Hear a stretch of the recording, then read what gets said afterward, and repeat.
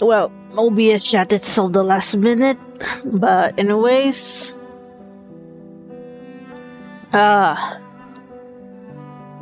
this is your local junkyard mechanic, Zetto. Welcome back to Reverse 1999. We'll be continuing chapter 5, prisoner of the cave, prisoner in the cave, like main story.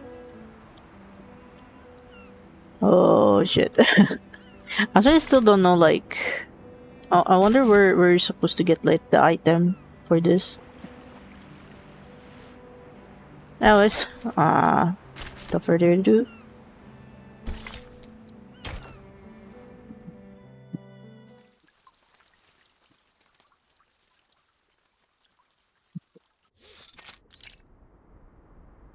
Congratulations, Miss Zetto. You are the fastest learner of our doctrine among all the visitors in the past half-century. On behalf of all orators, I award you this laurel wreath. No, I wouldn't have achieved this without your guidance. Those mathematics statements are really inspiring. I've learned a lot. But there's still something confusing me, such as Pythagoras and his golden thigh, his memory of the previous lifetimes as the son of Hermes, and the transmigration for every 216 years. Could you please tell me more about these? The door is violently kicked open. Two outsiders, heads dropping to their chests, are dragged into the Hall of Truth. Why would people fail to see the charm of the matrices?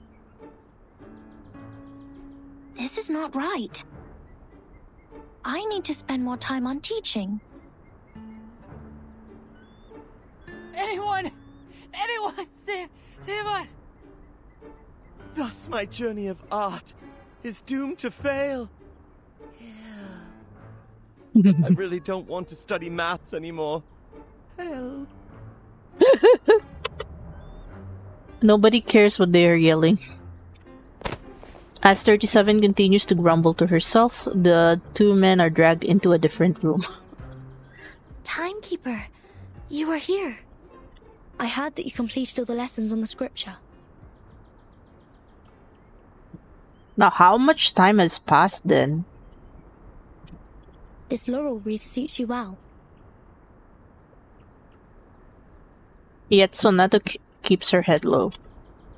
Timekeeper, I'm sorry. At the assembly, I failed to understand the arcanist logic. It was totally different to the debates I have participated in. But now I have... That was not your fault, Zetto. It is now behind us. I need to tell you something more important. I've signed a peace agreement with Arcana, and the price of breaking it is... death. What?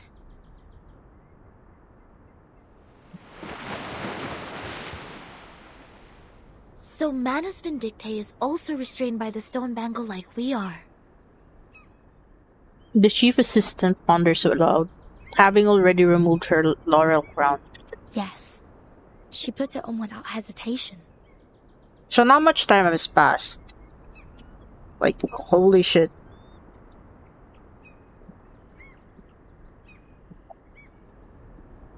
But I don't think her purpose would be as simple as hearkening the ancient wisdom. Unlike the other stones in the Foundation's collection. Wait, this one is right. Before it is activated, it looks harmless rough. I attacked Manus. Yo, I was trying to read. But I received no punishment from the bangle.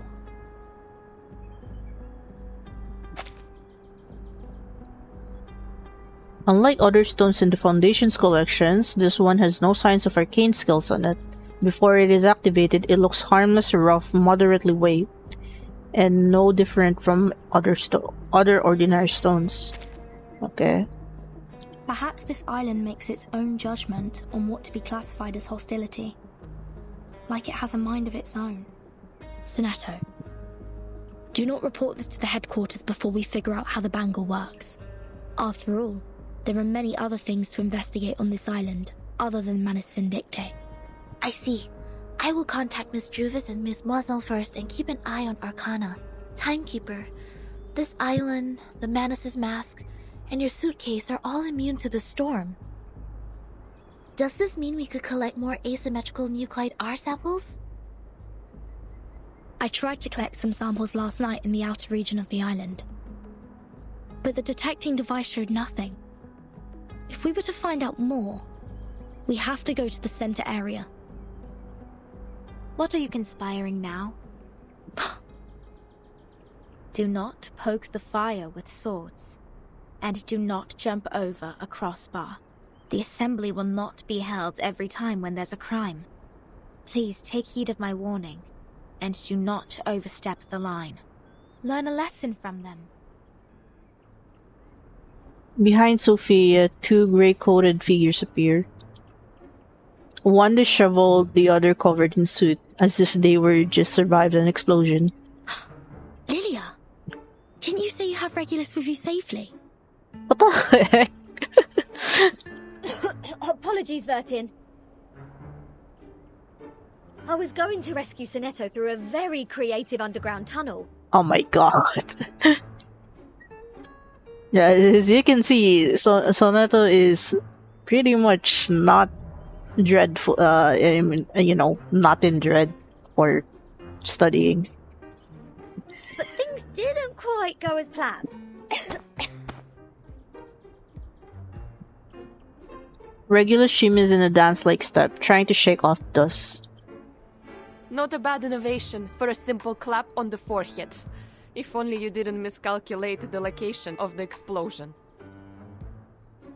This apple is grateful that it didn't get blasted into a puddle of apple jam. Warning. Shell cleaning required. Warning. I don't know why, but when I was in that cave, ideas kept flooding into my head. Though, judging by the outcome, they weren't all good ideas. Oh my god.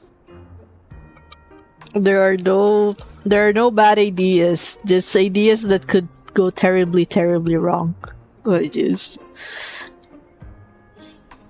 Sophia puts her head on her forehead, looking extremely fatigued. I think it means like hand, not head. That's a typo there. On a routine patrol, I found them trying to break into the cave. I'm not surprised that an irrational number would try to trespass on forbidden grounds. But you two? The integer and the fraction? What were you doing with her? This is a serious crime. Life has suddenly become a lot more difficult. Do we have to go through this debate again? It's okay, Timekeeper. I will defend Regulus. I've thoroughly studied the scripture, and this time I'm sure I can do better. Forget it. Sophia mutters to herself. Forget it.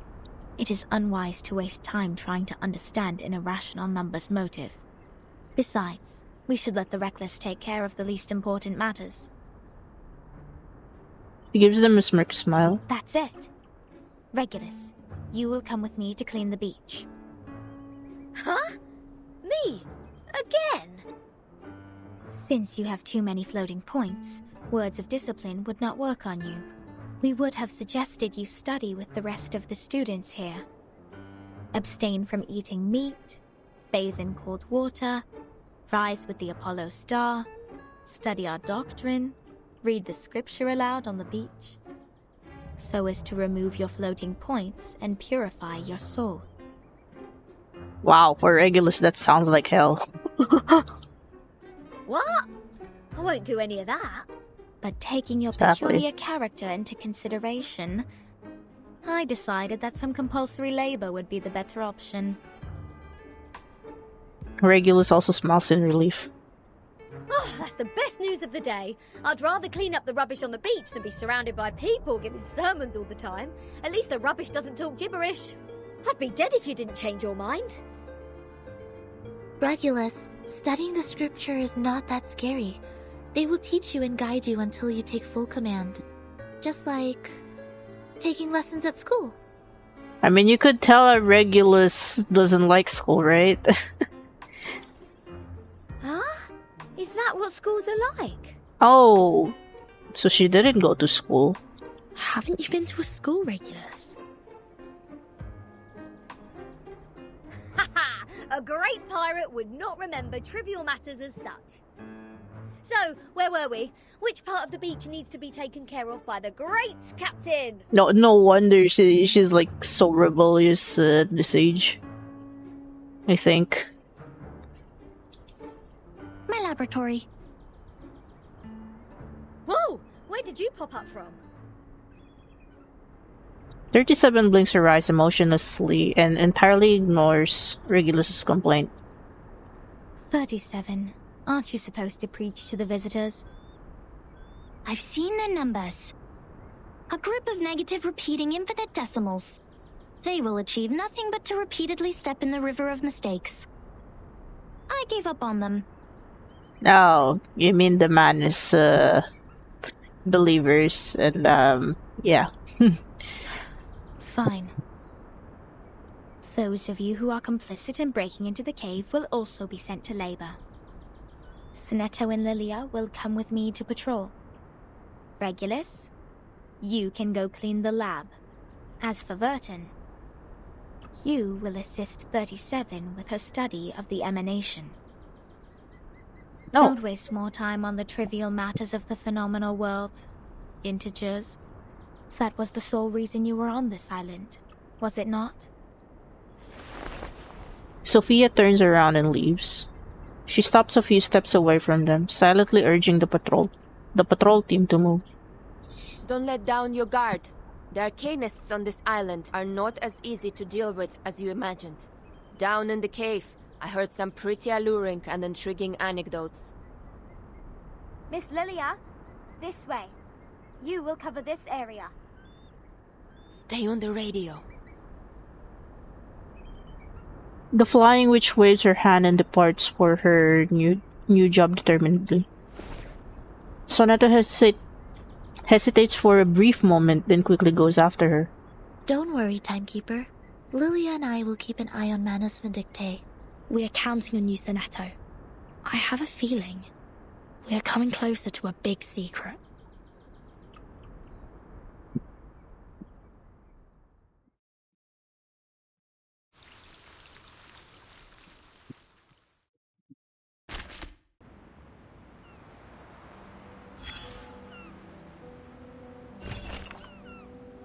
Oh.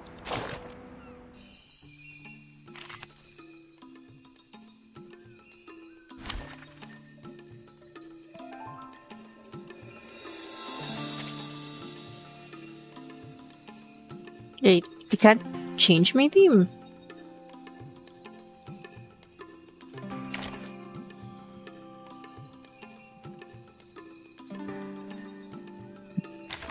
Oh, well done.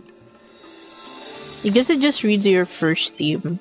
Then, just feel free to arrange them right now. No wingman is needed.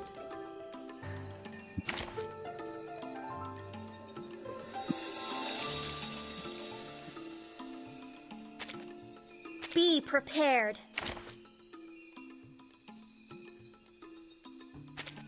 Silence.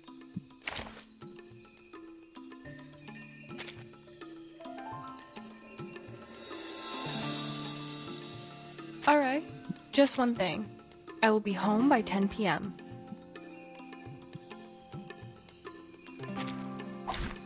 This trial is mine to judge.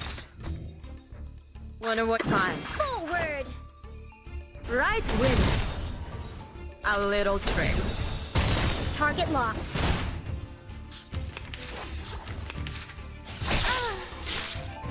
Resistance is futile. A tooth for a tooth. The law is above all else.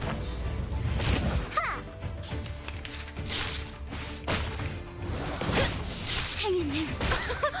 Haven't you eaten? An eye for an eye for an eye.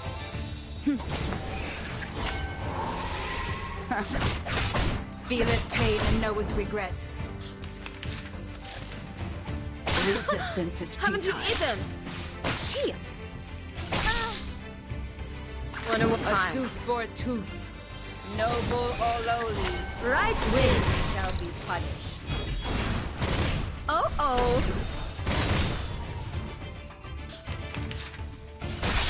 Oh dear. Oh dear. Anyone offer your seat to the senior? Off thou go. Handle it gently. Thou shalt make an atonement for thy sins in full. Flying handbag for only 3,000 sacred aunties.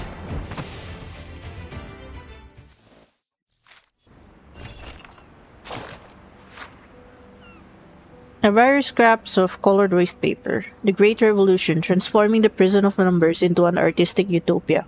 Begin investigation. 5:30 a.m. The sun has just risen. Incorrect island schedule urgently needs correction. A rough doodle of a man with an expressionless face. Loose hair, free-spirited and discerning. Needs a bit of dishevelment. A tough headband, perhaps, expresses individuality and defiance. Monotonous clothing colors, no tassel decoration. Poor taste. What the fuck? Room neat. Bed rolled up, not even a trace of having been slept. Collective laugh of imagination and creativity. Doctrinal studies, terrifying regulations, a stranglehold on the soul. Location, Plaza Beach. Method, lecturing art salon. Blah. Transformation style, dreamy, cozy, passionate, a rough doodle of a beach party scene. Honey bread and vegetable salad, vegetarianism, no leftover food on the plate, environmentalism, a beautiful utopian prototype. Boring and lengthy Q&A sessions, sleep-inducing, frowning contemplation, frowning, contemplation, not a single smile, harmful group activity. Walk in the fields makes me hungry, what's for dinner? A rough doodle of a little girl with long hair, fierce expression, and exaggeratedly waving arms like some kind of artistic process. Terrifying pursuers, stubborn enemies of the Great Revolution, beware. What the fuck? No meat reminder, sometimes peace must give way to the stomach. 10 people per table, suitable for exchanging creative ideas and inspiration, reciting poetry. Yeah, high art, no meat. A rough doodle of grilling meat. Oh, jeez. Yeah, these are like random, like, note scraps.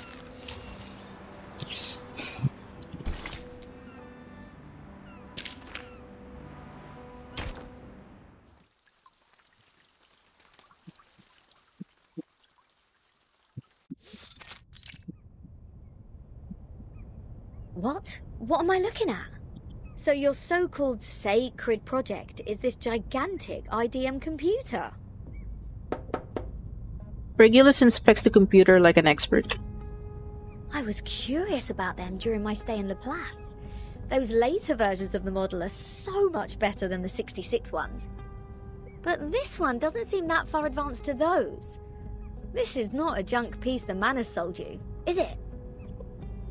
Items of the phenomenal world are all a waste.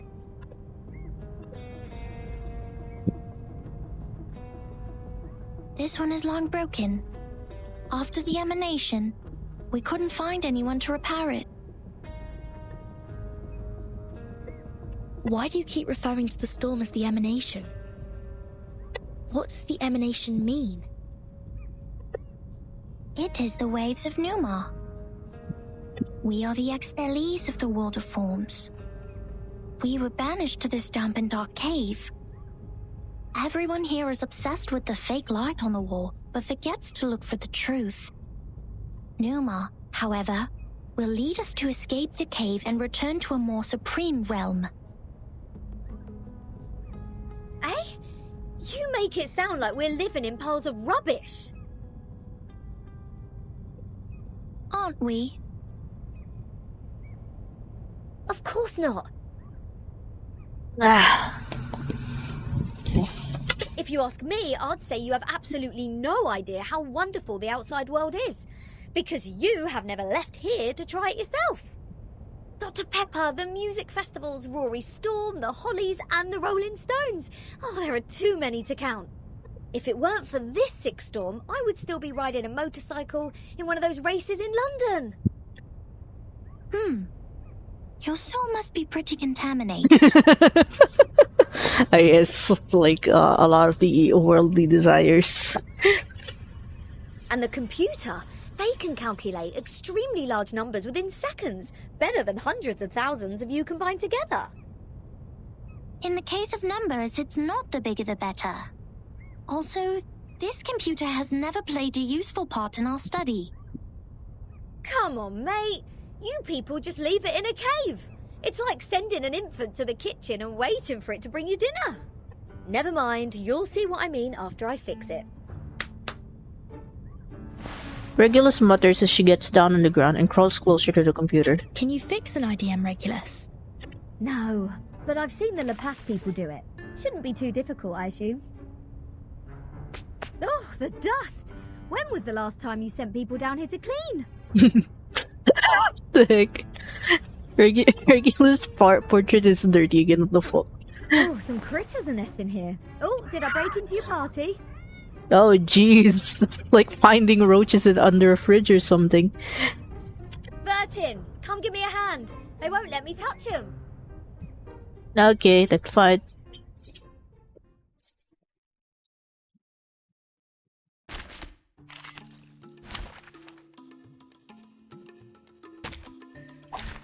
Fair game. Nice tackle. Target locked. Hey.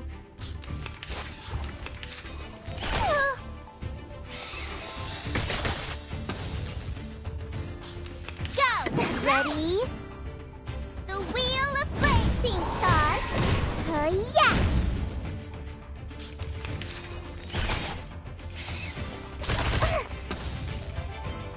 Nice tackle. Forward.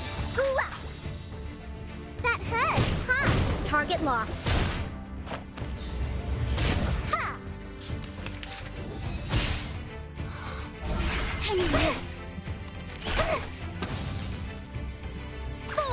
That's right.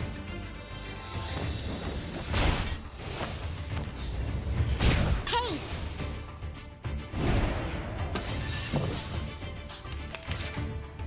This is forward. Lost. Take the offensive. Target locked. Ha!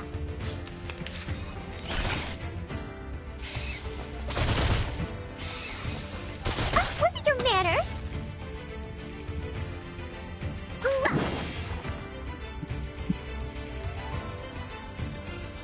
Go! Forward! The wheel of flame! Ha!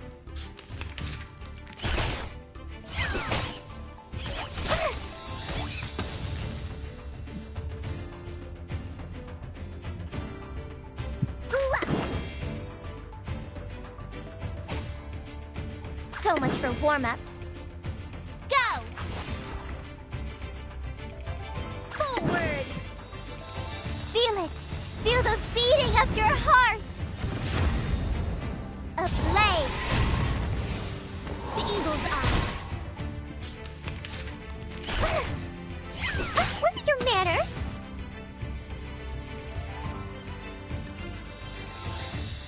Ready? This is Eagle. Target found. Forward! Fireworks! Lord, take the offensive. A fair game.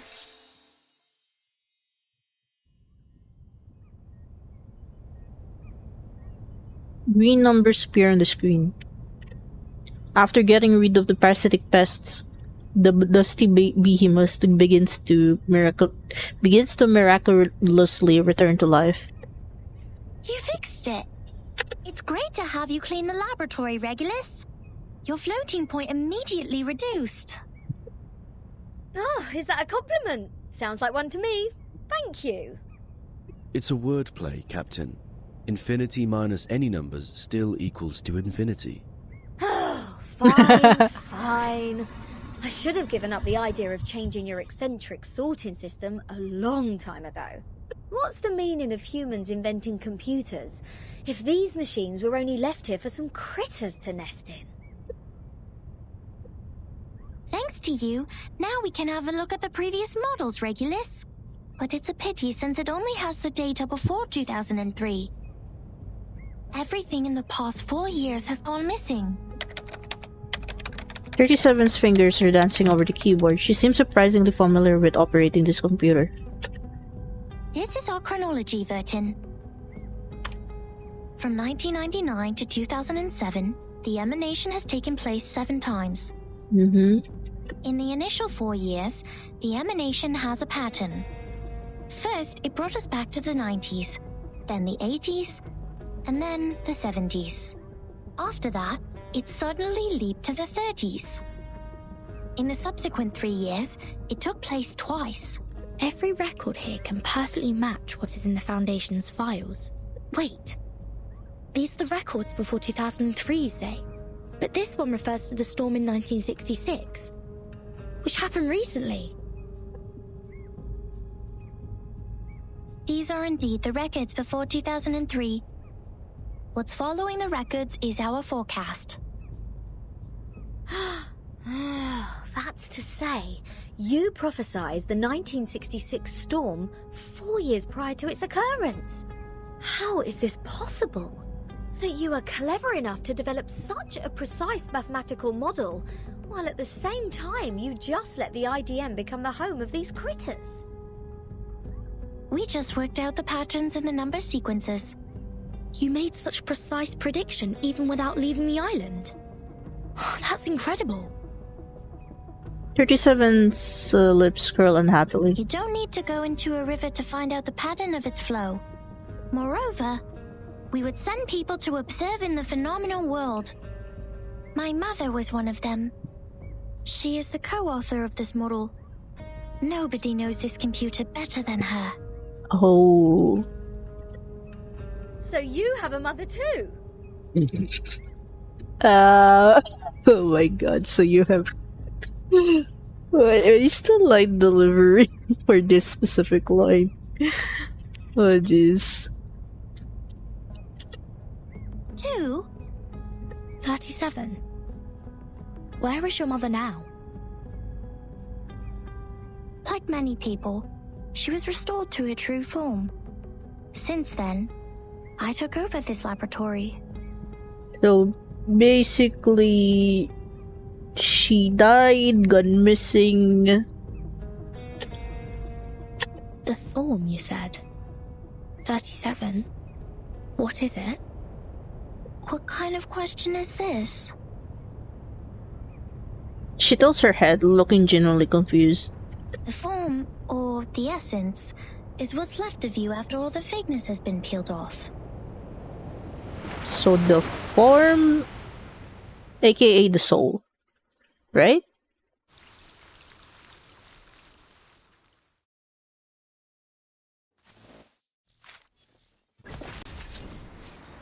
Okay.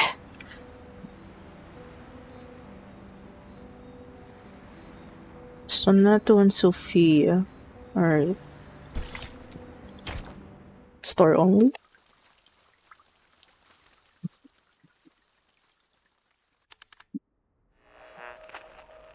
Now we are listening to the New Year collection. The world-famous painting Mona Lisa was found and returned to Musée du Louvre in the afternoon of December 13th. The U.S. Congress passed the Federal Reserve Act on December 23rd, formally establishing the Federal Reserve System. The conflict between Austria-Hungary and Serbia has escalated. Bulgaria challenged the Bucharest Peace Treaty. Tension is building up over the Balkan Peninsula. In London, futurists gathered under Big Ben, celebrating the upcoming 1914. This is news of the outside world? Sonata puts Miss Radio to her ears, paying full attention to the unfamiliar news. After the snatches of news, when the channel knob has been turned to the right... Why does it keep doing that? Excuse me, game. Okay.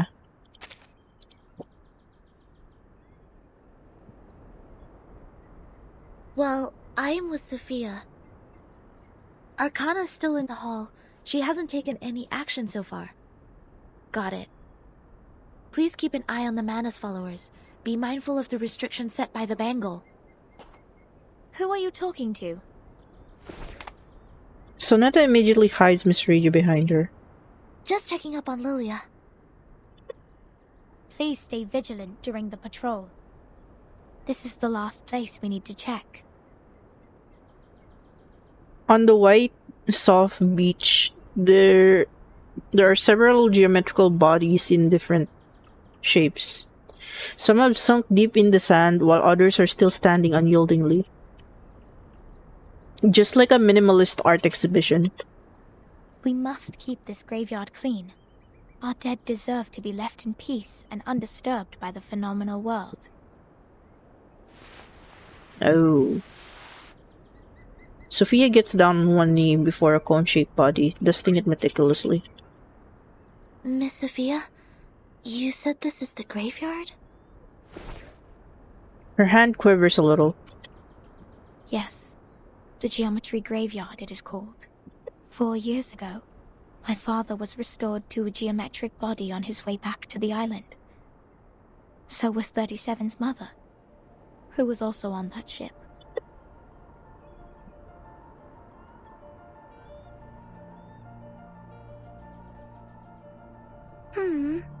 Why are you crying, Sophia? I was wrong. We calculated it wrong, 37. We miscalculated the impacted area of the emanation. We thought the ships would be safe in the Gorgon current, but the safe area is in fact 5 degrees away. When the emanation happened, the bow of their ship had just entered the safe area. But it was too late. My dad is gone. So is your mom. I know, but why are you crying?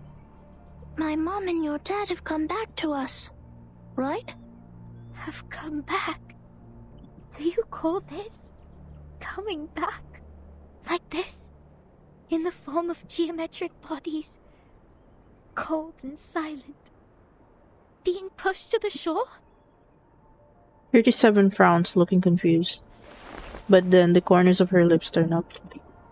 As usual, she works out the answer within seconds. Swift and precise. No, they have gone somewhere further. Look at them.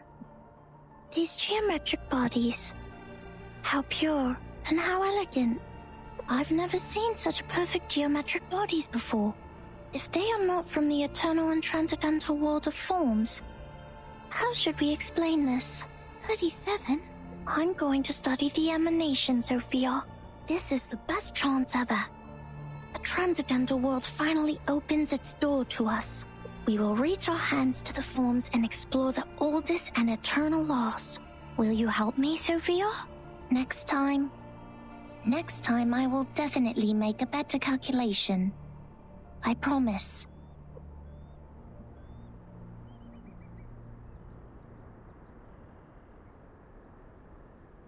Waves lap against the beach.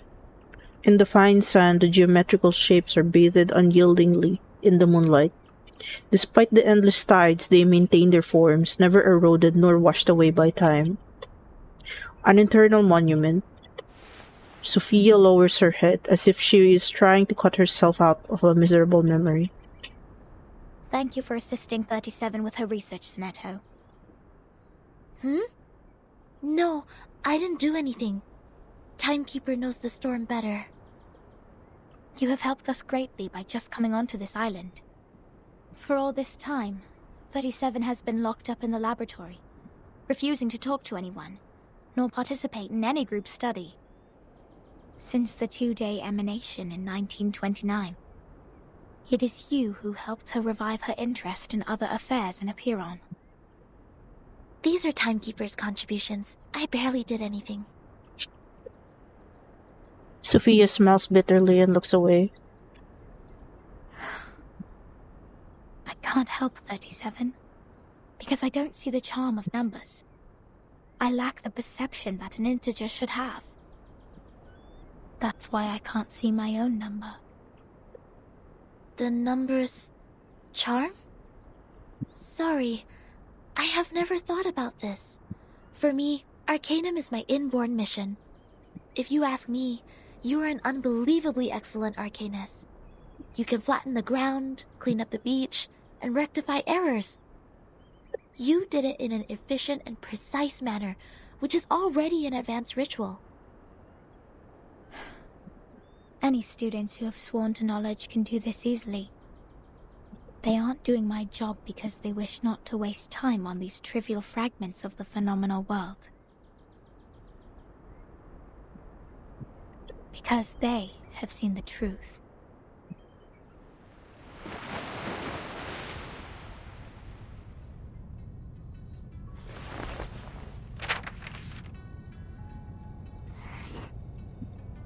The phenomenal world is never complete. Like you can never draw a perfect circle there.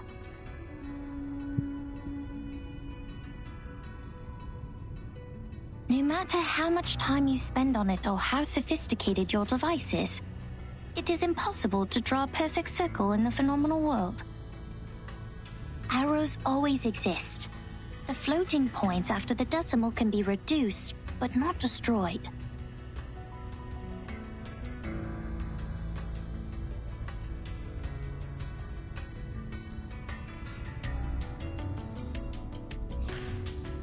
The perfect circle only exists in the abstract transcendental world.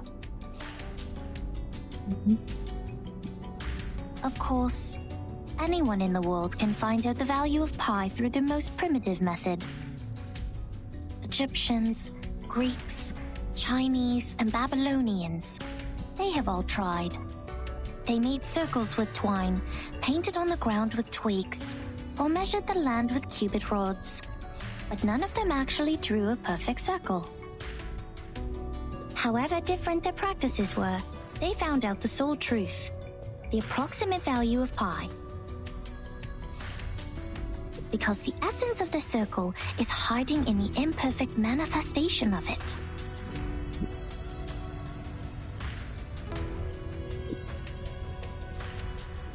This is the truth. It is eternal, unchanged, pure, and transcendent.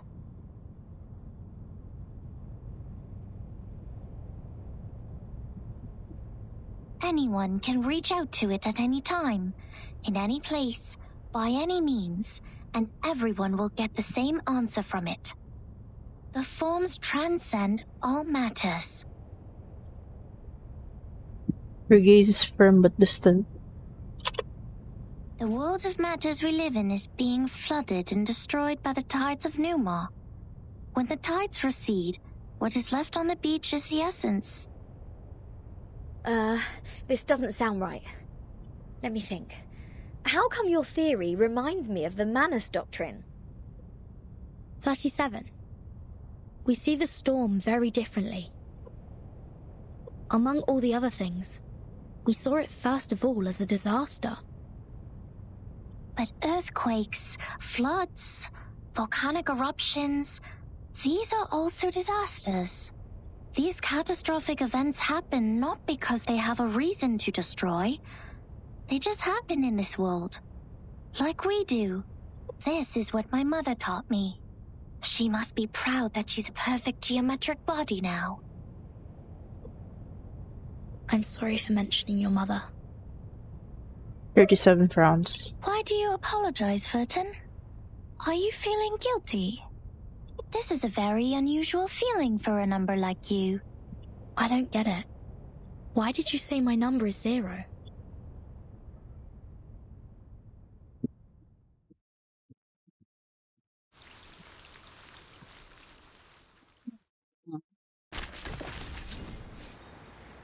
Anyways, gotta take a quick bathroom break here. So we pull up the BRB screen.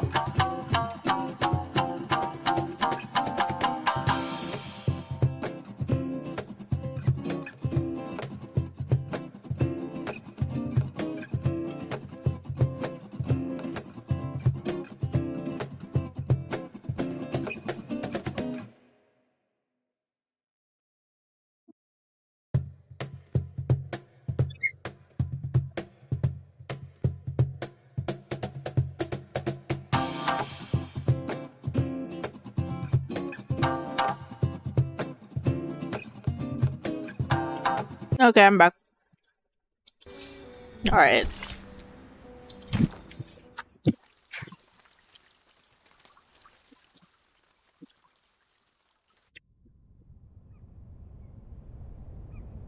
I just saw it. The numbers of everything and every being would just emerge in front of me. I see it, and I speak it out loud. That's it. 210 told me numbers imply our fate. 37 frowns more deeply. Don't believe him, Verton. Numbers are just numbers. I know nothing about fate. Fine. I don't think I like 210. And the feeling goes both ways for us. Because I once said he is a poor number. 210 equals 2 times 3 times 5 times 7. He is the product of all prime numbers between 1 and 10. Looks like he has it all, but he doesn't have any real forte. He likes to sugarcoat himself with metaphors. Only those with a flawed essence would adore the trickery of words. This is indeed an extreme comment. And 6 is no better. Every leader of a Pyrrhon has been a 6. 6 is the perfect number since it equals the sum of all its proper divisors. 1 plus 2 plus 3 equals 6. But this number has been overrated. He's not that special. Oof. What about your number? What does 37 mean? I don't know. She purses her lips. I am 37. I've known it since I was born. So does everyone else. People told me what it means. But I have never tried to prove their theory. Isn't it like 37 is like the largest prime number? I know very little of fate. So I always think, even if I find out their essences, does it mean I have known them better?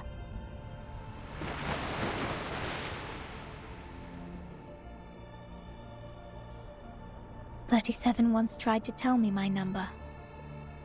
Oh. Sophia takes a deep breath. She wrote it down and put it into a bottle, but I couldn't get up the courage to open it. I didn't want to know. I once made a horrible mistake. An unforgivable miscalculation. It makes me worried that I may also be a mistake. So I threw the bottle into the sea. She stops her patrol and turns back briskly. This is how 37 is different from us. We are all prisoners of that cave. Only the wise one can find her way out of the cave and return to rescue the rest of us. I'm the ignorant prisoner who sits, and she's the wise one who returns. I will be crushed into dust by the truth, while she will be the star shining above it. Yes, she had heard the fable, but never quite like this version. The red-headed girl lets out a sigh, raises her gaze out above the sea at the twinkling night sky.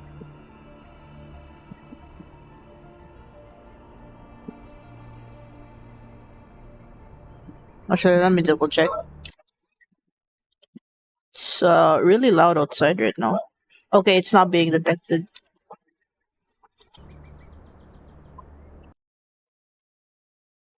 Well, it's being detected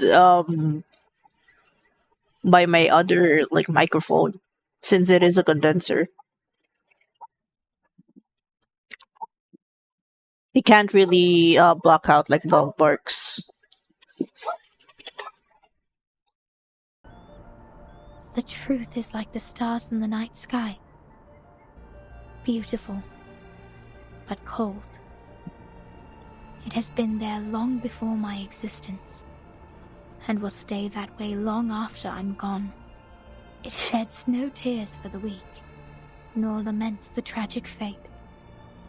It's forever bright, and always moving forward.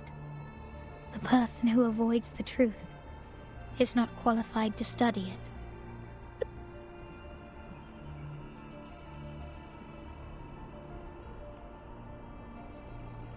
I'm sorry.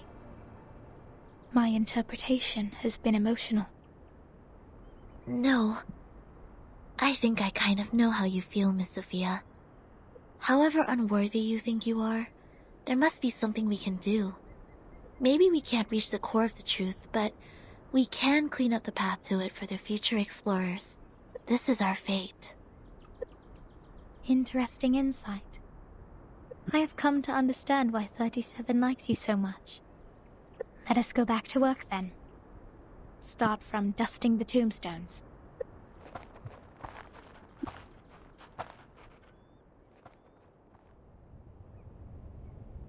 Alright, I've had enough of these Sol Numa-related idle topics. I want to have a look at your model. Wow, seriously? How did you get this far?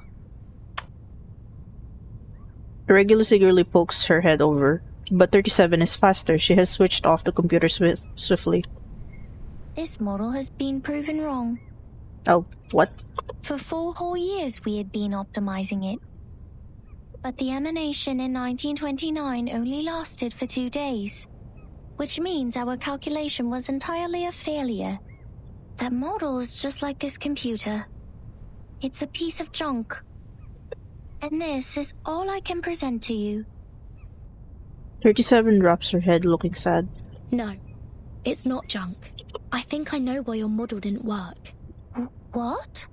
Manus Vindictae has changed history. They accelerated history, forcing historical events to happen earlier than they were supposed to. Thus, the storm in 1929 occurred sooner than it should. No way. 37 stares at her in astonishment. Her shoulders shiver. Controlling the emanation. Changing the history of the outside world. Numa is eternal and transcendental. It won't obey any orders given from the phenomenal world. Neither will it change its patterns because of some fragments. I'm telling the truth, 37. I've been there, in the storm of 1929. Your model was not wrong. You just missed some key information. You've never been to the place where the storm falls, and thus know nothing about the symptoms of the storm syndrome and the true purposes of Manus Vindictae. No! That's impossible! Even if there are means to control the emanation, it wouldn't be like this. If this is true, does it mean the phenomenal world, this insignificant phenomenal world, is more transcendental? Mother's model was defeated by this? She holds herself with a pale face, as if making a tough decision. Eventually, she speaks up again with great difficulty. Vertin, could you give us proof? The proof that Manus Vindictae accelerated history and triggered the emanation. I swear I wasn't lying. No, not like this. To prove it in front of a Piron, go to our sacred place. To the Hall of Truth. In the depths of the cave. There, everyone can see the essence of the world. I beg you. Give them your proof, just like how we submit the proof of our soul number.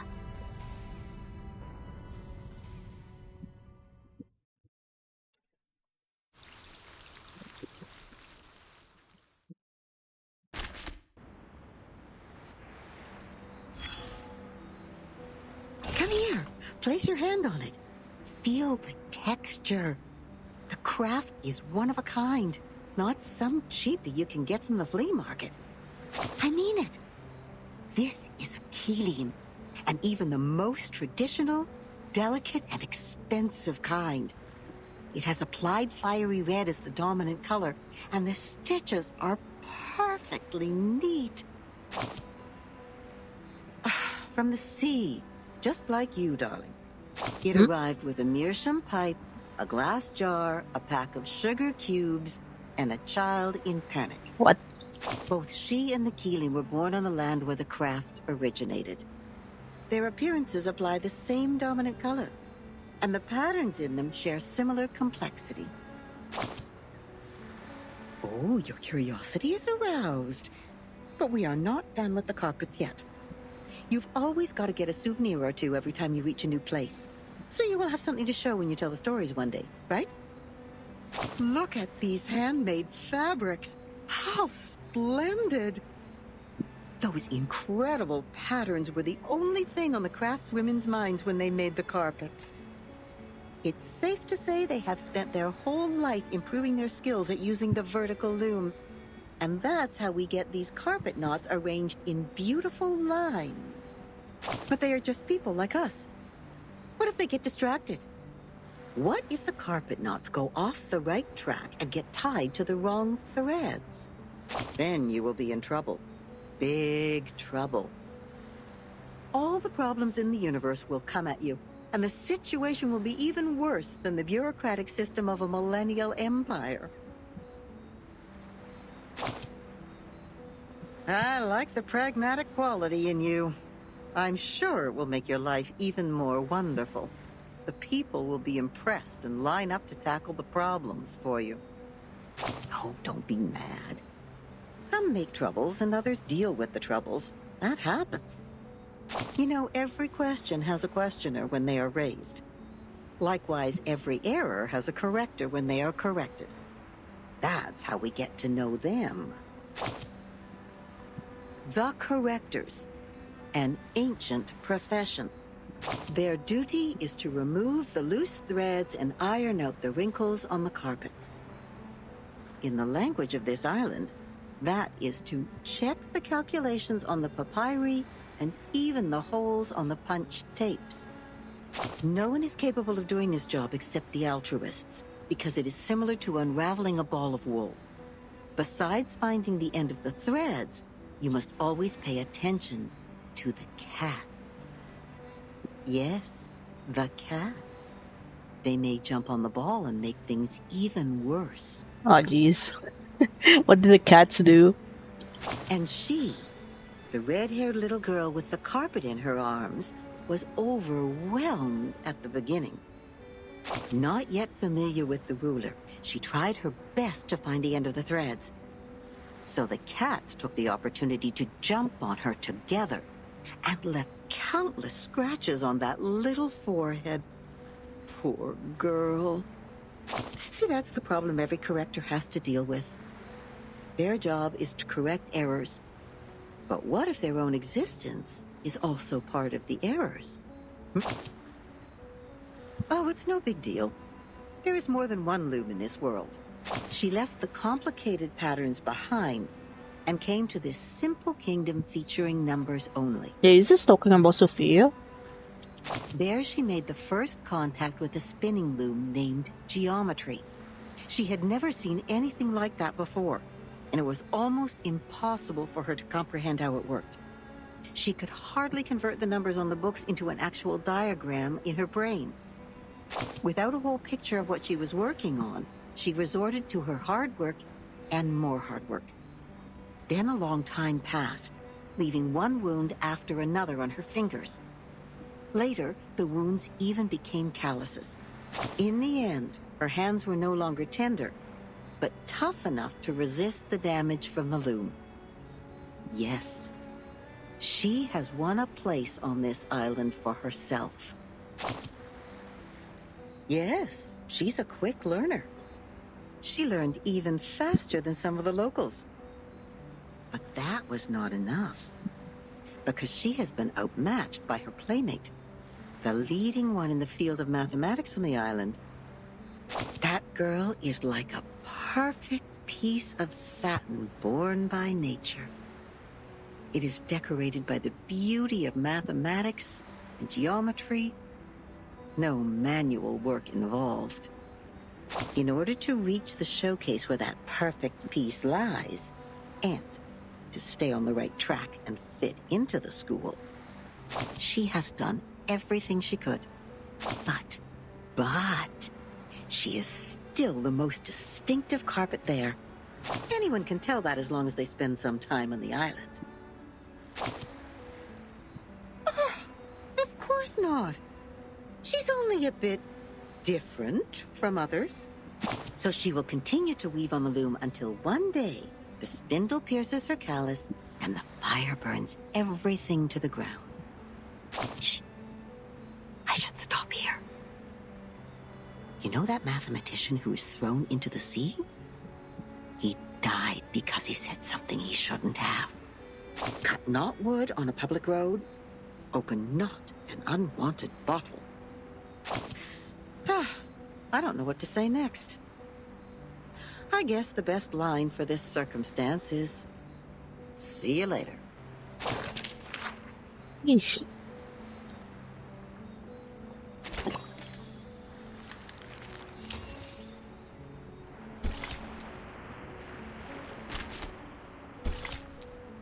All right.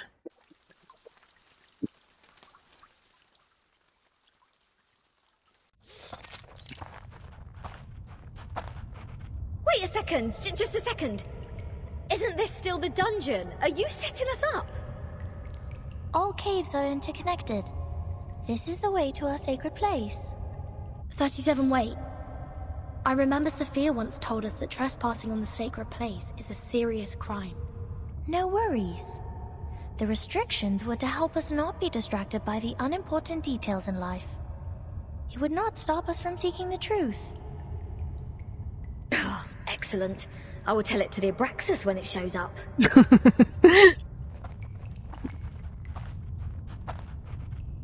Huh? Okay. Regulus suddenly stops. Hey, 37. Are you sure this is the right way? My heart just sank as if I took a bite of those overnight potato chips. Are you scared? Oh, you wish. But when I was exploring underground with Lilia earlier, we ran into some fog like this one. Oh, it doesn't bring you any wanted guests, mind you. Maybe you were their target because you are an irrational number. Oh, is that so? You integers will be fine then. Good luck. Don't beg this pirate for help later. Hold there. Something is coming out. Several strange figures emerge in the fog, staggering over. Huh? Rooster, a head with two snakes as its feet. Abraxas. That's weird. Why are they here? They're coming for us. Ha! What did I say? Don't beg. Regulus, prepare for battle. Okay, I know. I was just teasing her. Regulus whistles and charges towards the enemies with excitement. Oh. Wait, what? Why?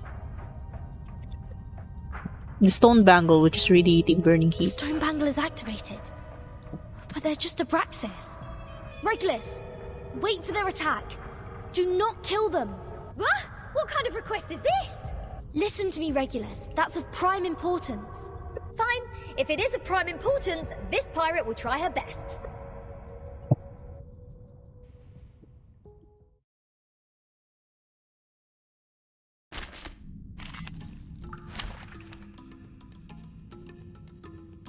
No boy. A fair game. Wait. Are they like mutations from Manus? Paxton's form cannot be broken. Each round, the first character to activate the cast incantation cannot act again. Till the start of the next round. Against damage taken, negative 30% for the duration.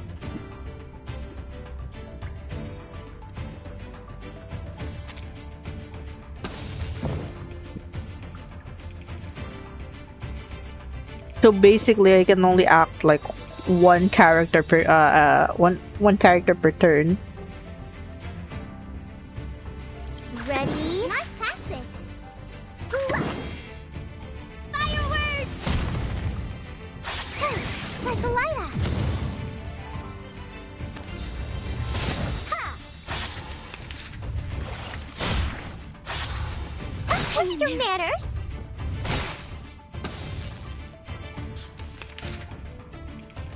That's right. Nice passing. Forward.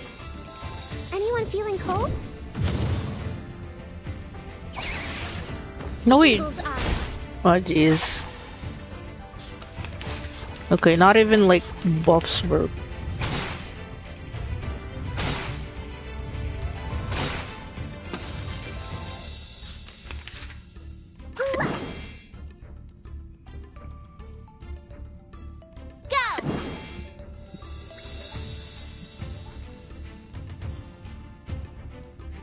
That's right!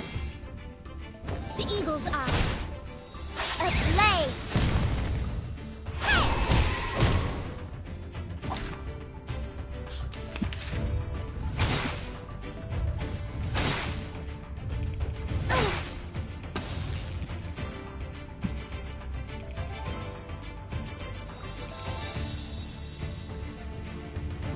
This is Eagle. Target found. This is the one punch.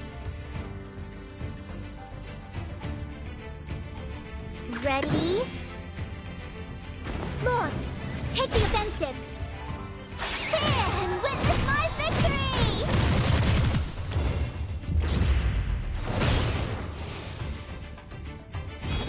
Yeah! Oh. Eagle.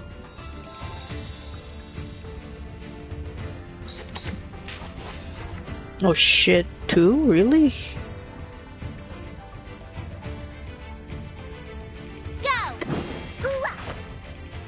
The wheel of flame! Hey!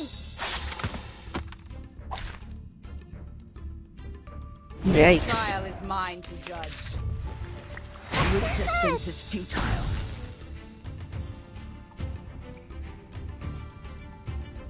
So much for warm-ups.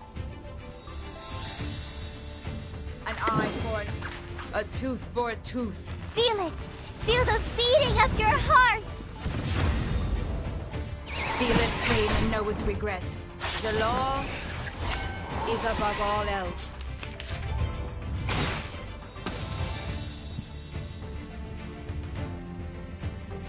Nice tactic! That's right! An eye for an eye. Like the light axe.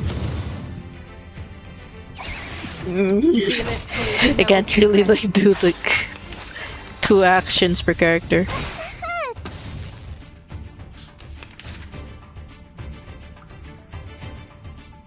Nice tactic. Ready? A tooth for a tooth. Seeing stars. Fireworks!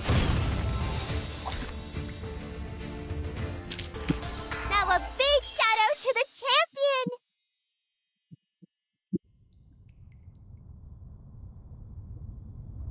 That's it. I still have 10 more songs to play. These are not the same kind of Abraxas as we've encountered before. Do they have different varieties? Wait, where is Miss 37? The answer comes from a distance. Hey! Come on, keep up! Did she just take off like that while we fought? Sneaky little. We should leave 2 Vert in. Wait a second, Regulus. Do you sense anything familiar in the fog?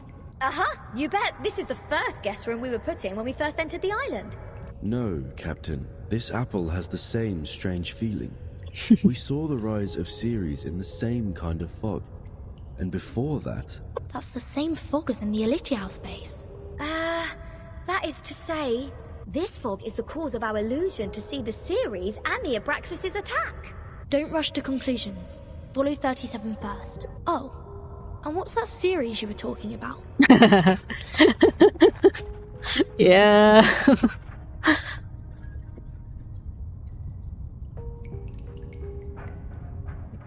The fog gets thicker and thicker, yet the surroundings are becoming brighter and brighter. As if there is an invisible light source hidden in the fog. I just picked up a piece of paper. Like this, just bent over and reached to the ground. Regulus bends down and reaches for a flicker of light in the darkness. When she straightens up again, there's a classic manuscript in her hand. What book is it? Oh, probably just some math problems left from the critter's breakfast. You never know. Wait, the compound of alchemy. The 12 gates lead into the discovery of the Philosopher's Stone. This is that alchemy handbook given to Edward IV by George Ripley. Why is it here? Look at this, Captain. Of the Great Stone of the Ancients by Basil Valentine. The 112 books by Geber. Emerald's tablet in Latin. Seems like there are more ancient texts about alchemy hidden inside the whole. But they are all incomplete. Oh, so maybe I need to crack some more crossword puzzles to find out about this.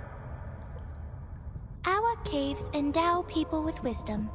Our secret knowledge is hidden in the silent boulder walls. Without getting anyone's attention, 37 has gone to the other side of the cave. The knowledge in those books is just a drop in the ocean. Follow me, Regulus.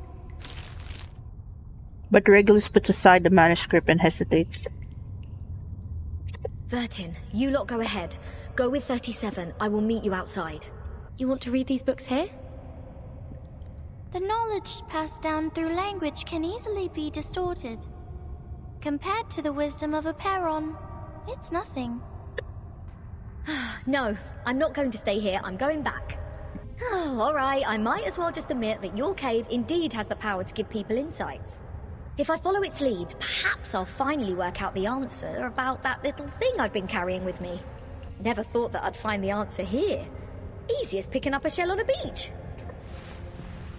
37 stops and tilts her head in confusion. What? You don't want to get closer to the truth? Oh, of course I do. And that's precisely why I don't want to get to it so easily. I don't want it to be fed into my brain. Come on, it's the ultimate truth that we're talking about. If someone just tells me the ending of Lord of the Flies before I enjoy the book, I will throw them into the sea as you people do.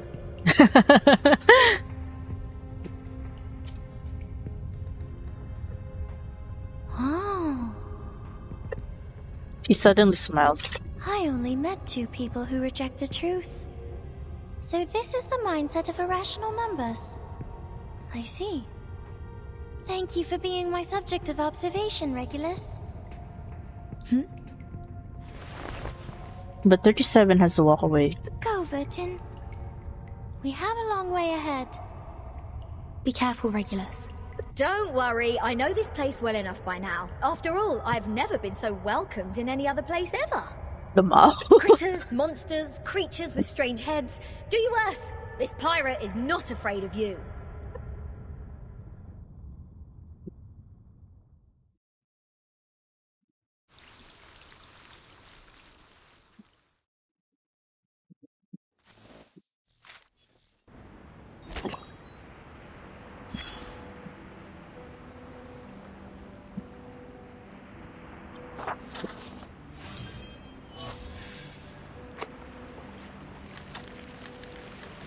Wow.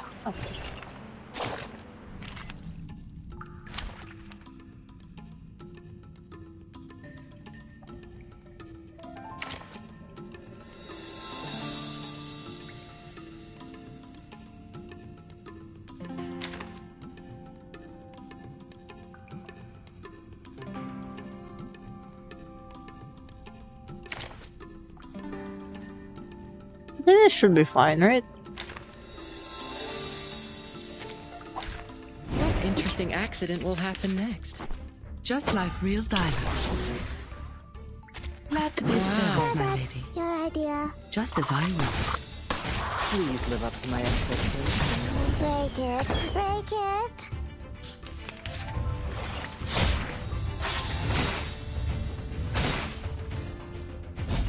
Intriguing, isn't it? Wow. Sadly, these are counterfeit. Easy job.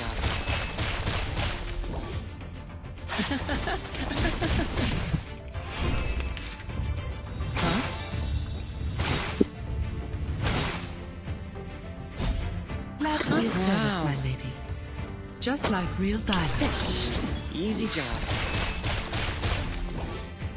Please live up to my expectations, colleagues. My apologies. Don't beat me. Damn it. Just a reminder. Intriguing, isn't it? Watch your steps. Mind the machines on the ground. Bang. Just as I know.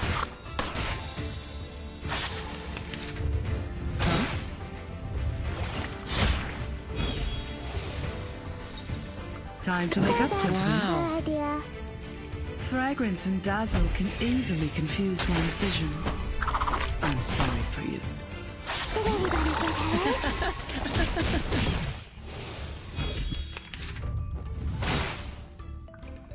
That's your idea. Did anybody get hurt? I said it. Please live up to my expectations, Constance. Oh. Oh dear. So that's your idea. The story begins with a bad adult who did this first. In fact, at last. I said it. I said it.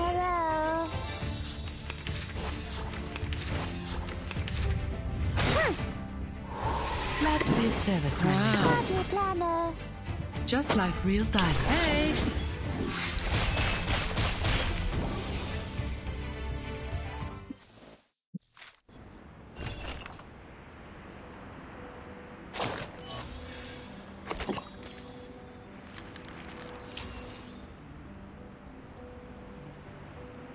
This is the final chapter?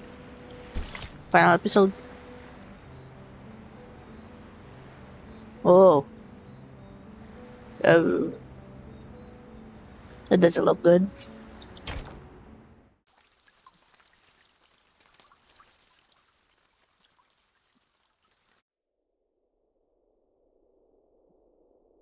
Apiron, the boundless, the beginning of all things.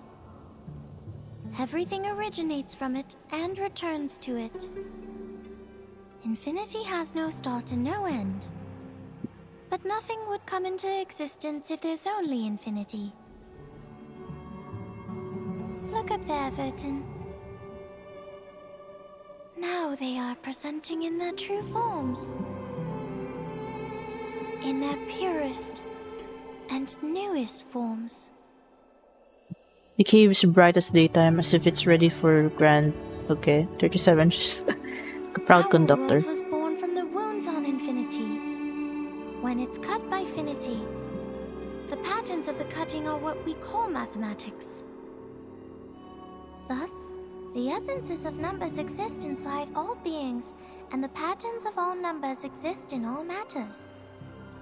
The length of a butterfly's wings and its body are in golden ratio, and the plant leaves grow on their stems in the pattern of the Fibonacci spiral. This is the most primitive rhythm of Arcanum, and it is also the beginning of our extraordinary study. This is the essence. And how do I submit my proof? Close your eyes, Vertin. Only when your eyes are closed will your mind open up. Now, stay fully concentrated and recall the question you want to verify. Only in the absolute contemplation can truth reveal itself to you.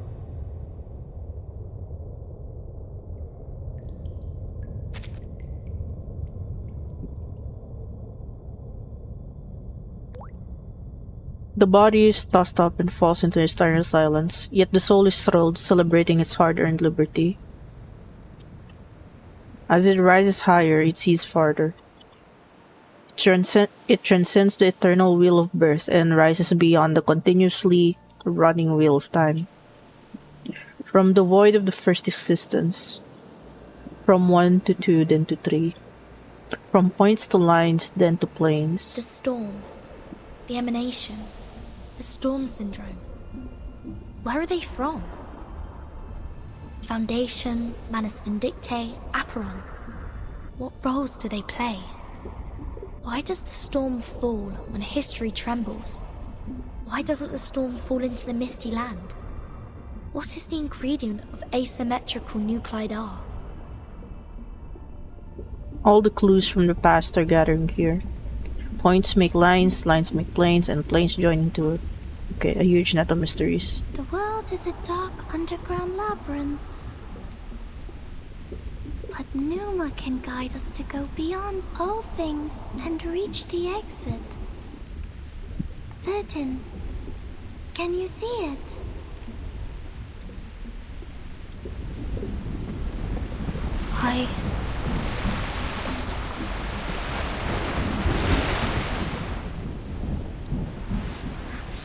It's burning. The stone bangle on the wrist becomes scalding again. The tranquil kingdom of truth disappears, replaced with endless chaos. What's going on? Is somebody fighting with the Manus now? What's happening outside the cave? Verdun, why are you straying? The meditation goes beyond control. You will be thrown out of here. This would be a foolish mistake. The repair on this is...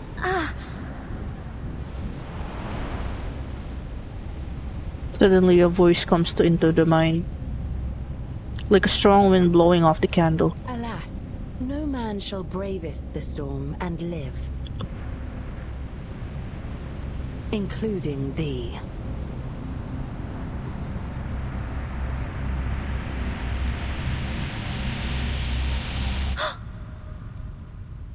$37! $37!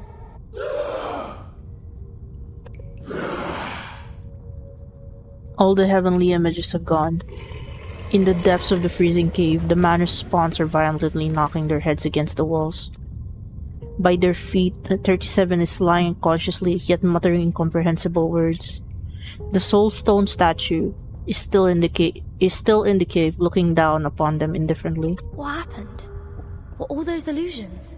If it weren't for the heat of the stone bangle that wakes me up, would I go as crazy as they did? This stone reminds me of the spinning wheel. Luckily, the letter box is still there. The collector of asymmetric nuclei are. If the reagent turns gold after reacting with the fog here, that means the fog contains elements that can be immune to the storm. A hint of gold forms in the glass tube. This has never happened before. The color changed faster than I thought. The concentration of R is hundreds of times... no, thousands of times higher than in the Manus' masks. In other words, whoever owns this cave can produce the protective equipment of the storm in big numbers. Is that the reason why Arcana is here? 37 rolls over in her sleep. Oh, Mother, our model. Has it failed? Has it failed? I need to take 37 out of here.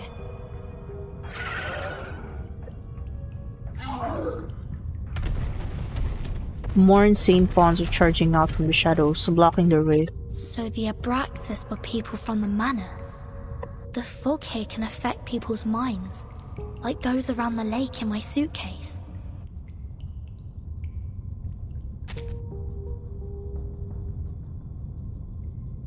The stone bangle is incredibly heated.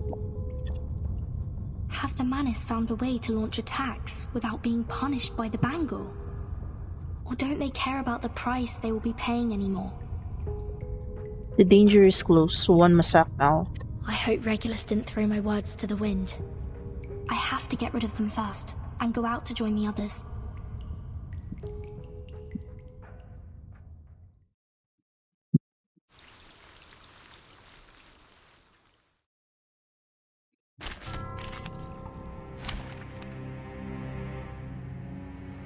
Okay, that's quite the assortment.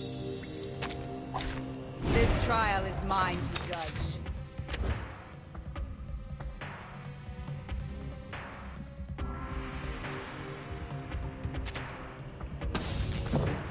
The peace agreement no longer works.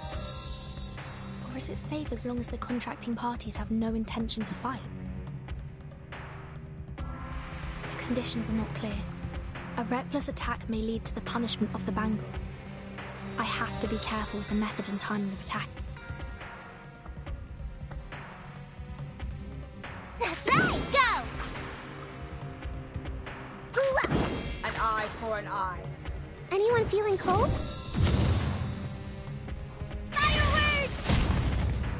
Target locked. Feeleth pain and knoweth regret.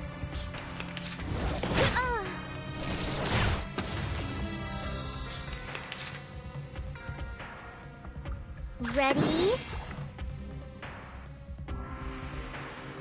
Nice tactic.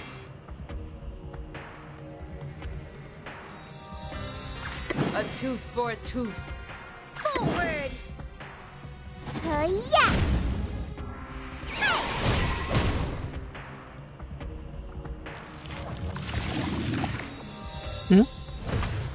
Noble or lowly, sin shall be punished. Wait. The body is melting. It turns into a seed. So this is how the Manors fight against the restrictions. They sacrifice one man to feed another.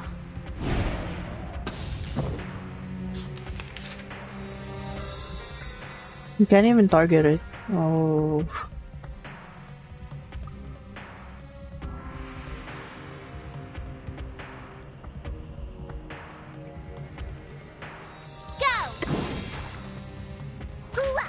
That's right.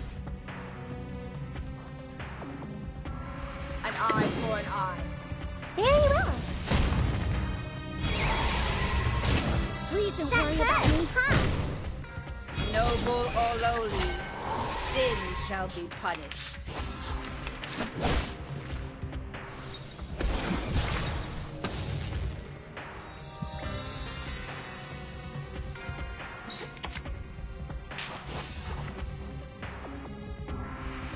A tooth for a tooth. Come on, this is the one punch. Cheer and witness my victory.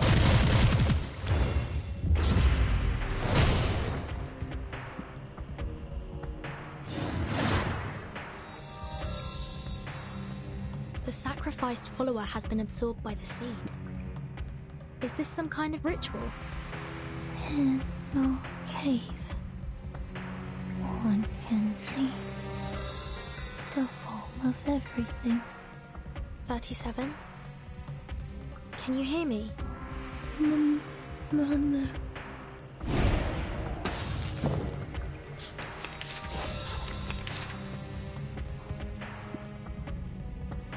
This is Eagle. Target found. Off thou go.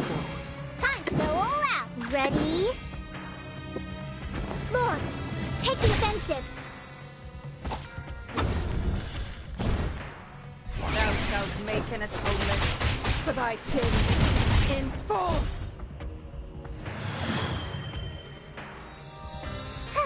Like a lighter. The dead followers turned into geometric symbols.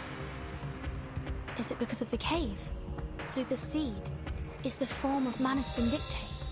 The forms transcend all matters. Uh-oh. It's the final time.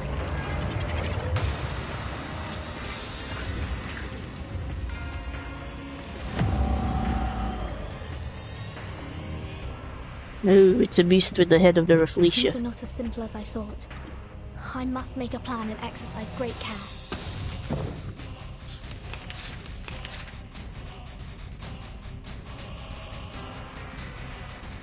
Forward. Nice tactic. Go. A tooth for a tooth. The eagle's eyes. Anyone feeling cold? The wheel of fate. Pay for thy sins with thy blood.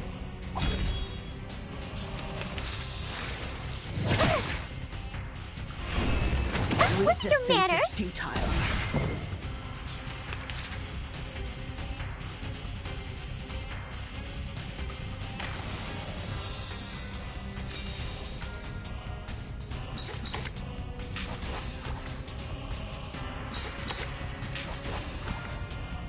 So much for warm-ups. Time to go all out.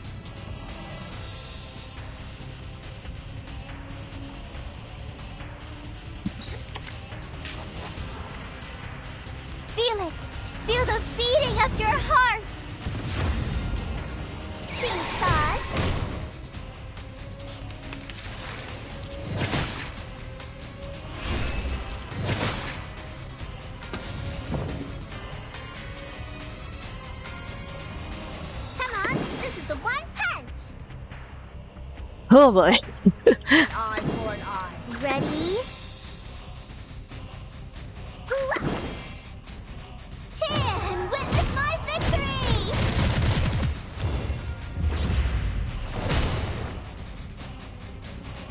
The law is above all else. The shower of sparks! Please don't worry about me. Okay, halfway down.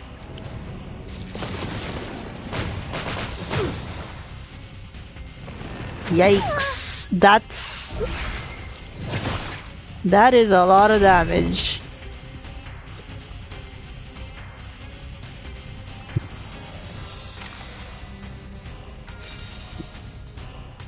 A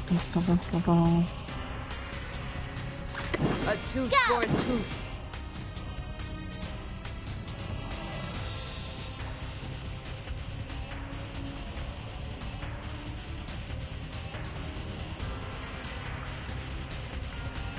Okay. I really can't get DK to act again. The law is above all else. A blade!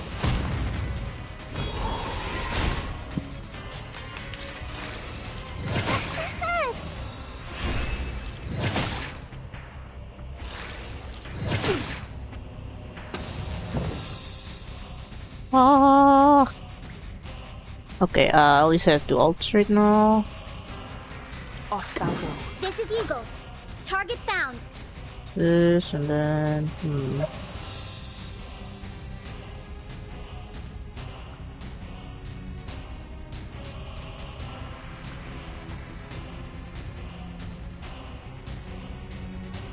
Ready? That's right! Okay. Thou shalt make an atonement for thy sins in full. Lord, take the offensive. Ugh. Yeah!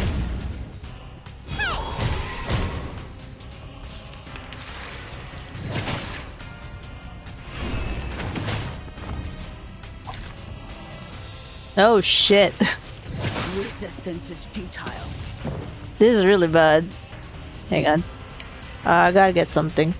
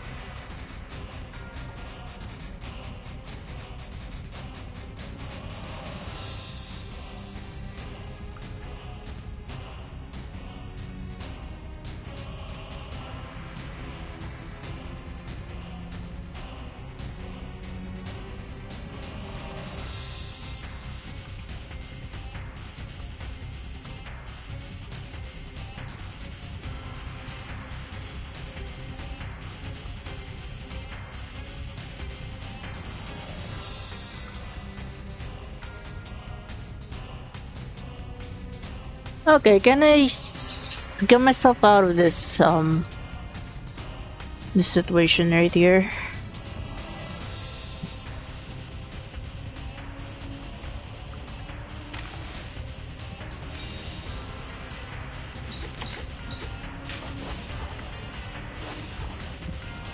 So much for warm-up. Atop the scale of justice. Feel it!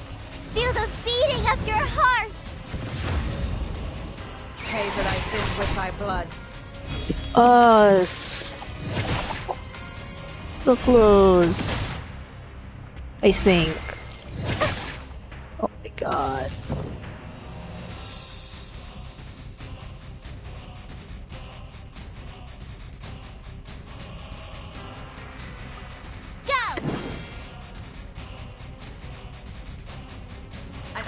Please. The wheel of flame! Feeleth pain and knoweth regret. No, it didn't do it. GG.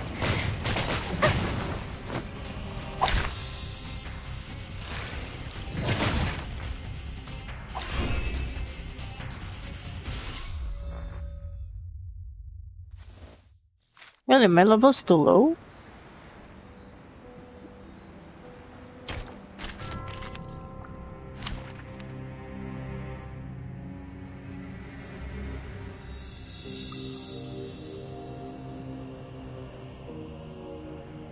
I mean, to be fair, I think it's like my resonance level that's too low.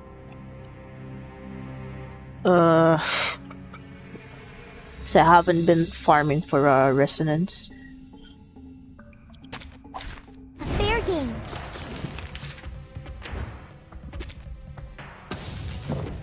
The peace agreement no longer works. The conditions are not clear. A reckless attack may...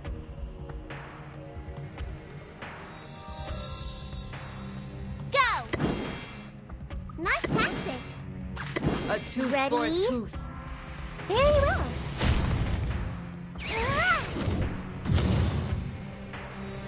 Feel it pain and know with regret.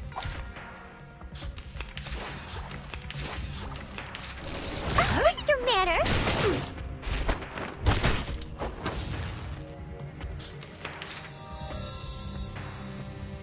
An eye for an eye. Copy that. Go! Feel it pain and know with regret. To Eagle's eyes.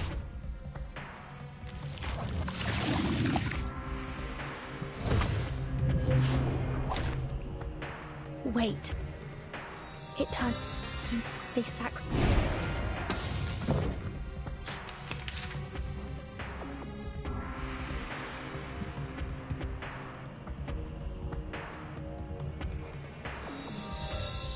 A tooth for a tooth. That's right.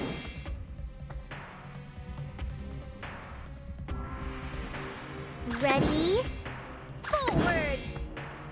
Pay for thy sins with thy blood. That hurts, huh? The Tower of Sparks. Ha!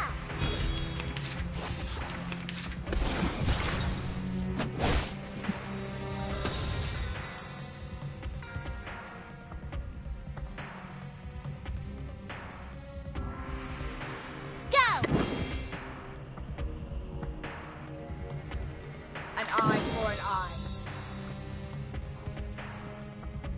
Nice tactic. Bluff. A blade. Feel it pain and know with regret.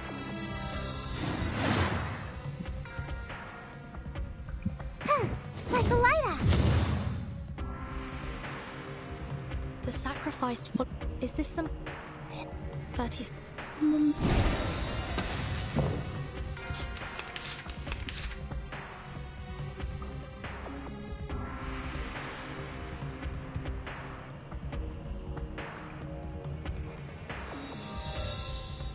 So much for warm-up. This is Eagle. Target found. That's right. A tooth for a tooth. Feel it. Feel the beating of your heart. Lord, take the offensive.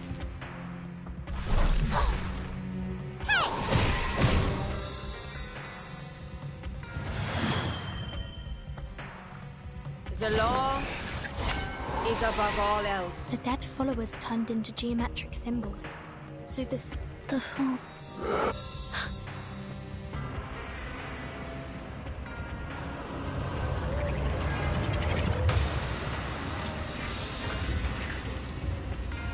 Oh! It's different. Things are not as simple as I thought. I must... Can I check? Please. There you go.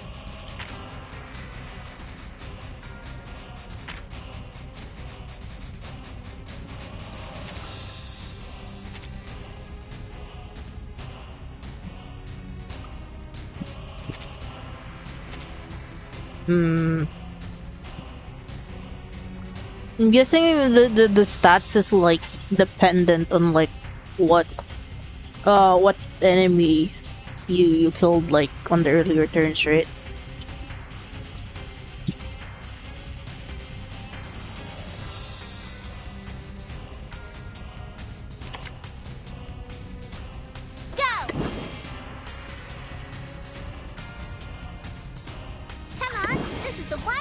off thou go. Fireworks! Cheer and witness my victory!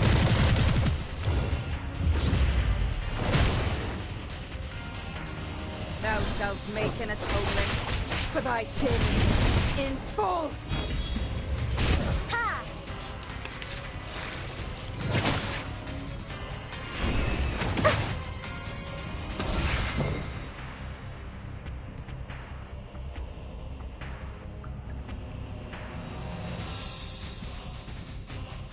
Ready? A tooth for a tooth. Nice tactic. Forward. A blade. Noble or lowly, sin shall That be hurts, punished. huh? Please don't worry about me.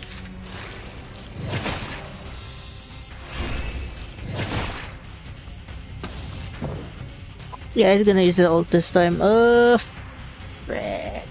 Anyways. Probably need DK to heal right now. So I'm gonna shuffle.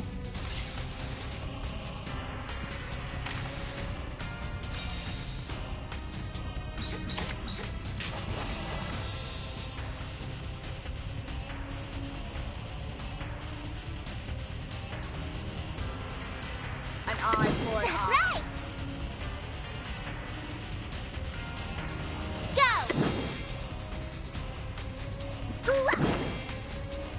Noble or lowly, sin shall be punished. Very well.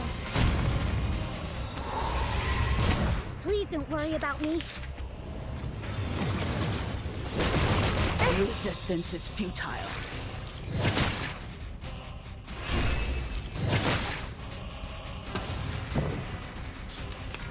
It has her own region.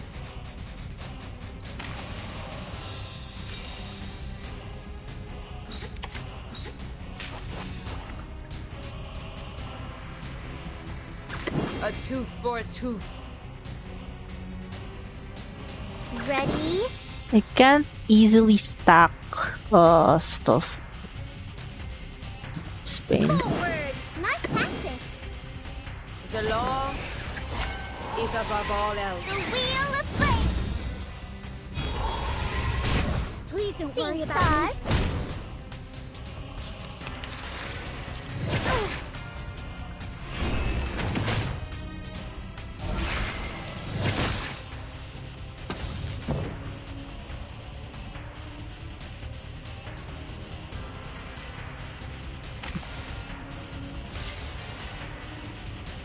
Rick, silence.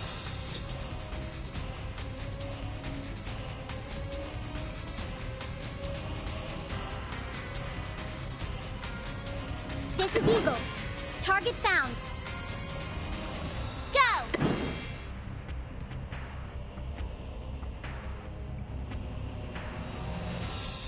An eye for an eye.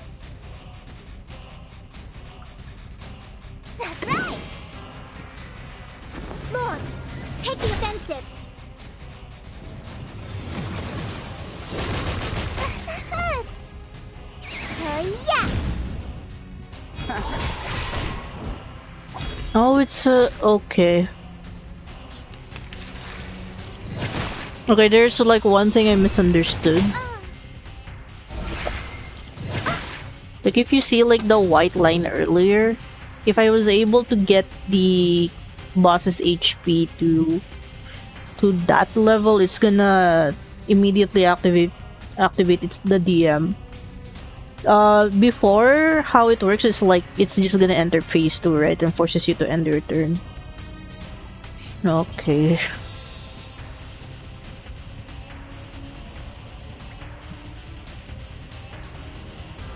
So much for warm-ups. Feel it. Feel the beating of your heart. I'm probably gonna use a different team after this because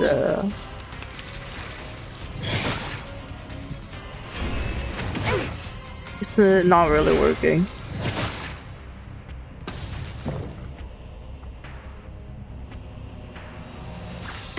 tooth for a tooth. I really wanted you to heal this turn. Sorry. Wait, no. It's gonna activate its ult again, so regardless. Oh, jeez. Go! Forward! Thou shalt make an atonement for thy sins in full. The Tower of Spark! The Eagle's Eyes.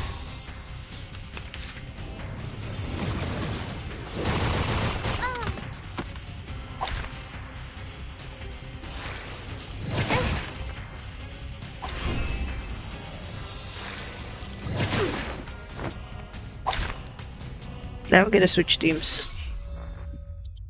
Ooh.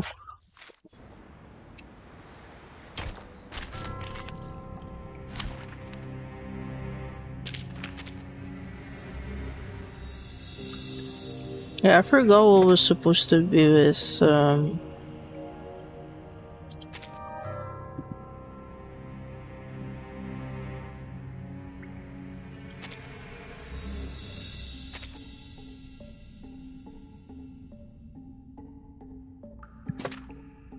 round begins, healing number 4, the carrier stacks up to 4 times. I think, yeah, I think her second life is better. Oh wait, this is for mass ultimate.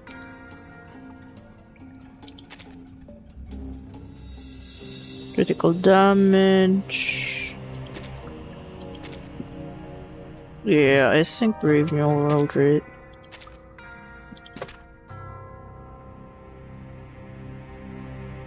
Yeah, then I think probably her second life for Zima.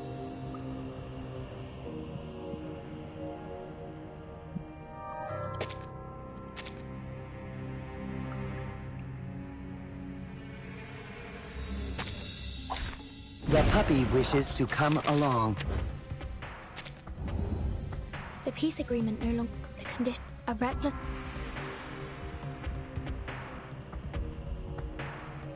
They're just little games.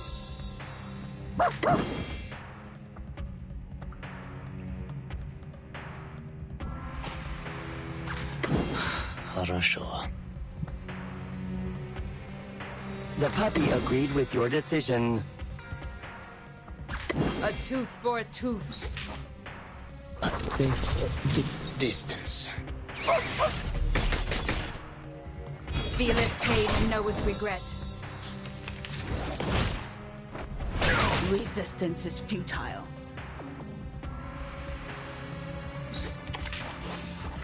An eye for an eye. Start me up.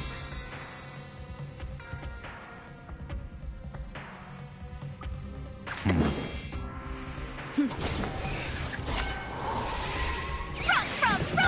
Change the world!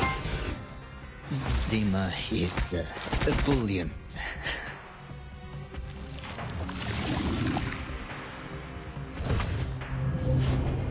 Wait. It turned so big they sacrificed.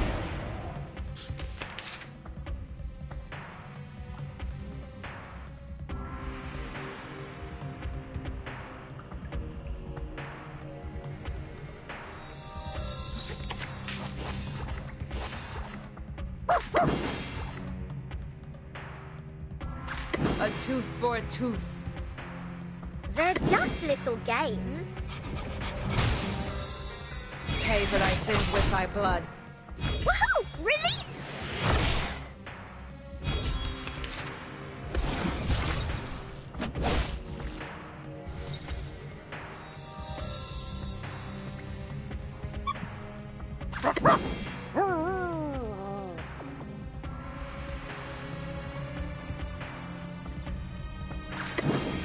Хорошо. Off thou go.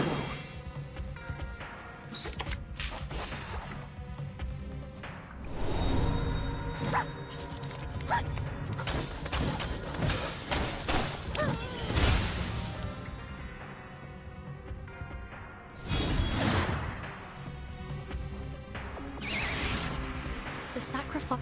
Is this some 30?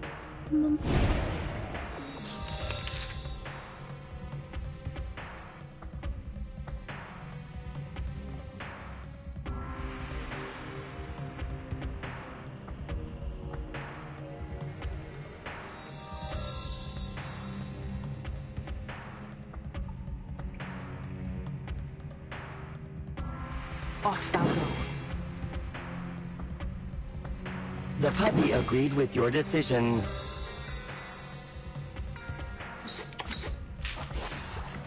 Are you ready to be blinded? Thou shalt make an atonement for thy sins in full.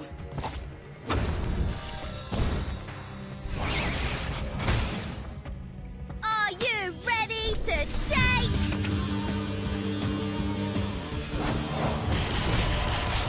Woohoo! Release! Ah, shit. The dead follow. So this. The whole.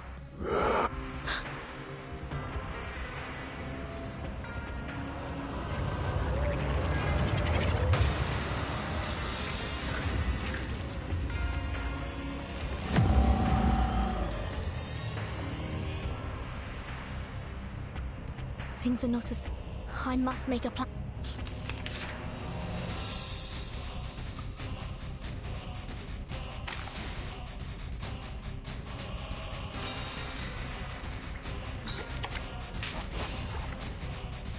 They're just little games. An eye for an eye. Left hand up. Now right hand up. Feeleth pain and knoweth regret.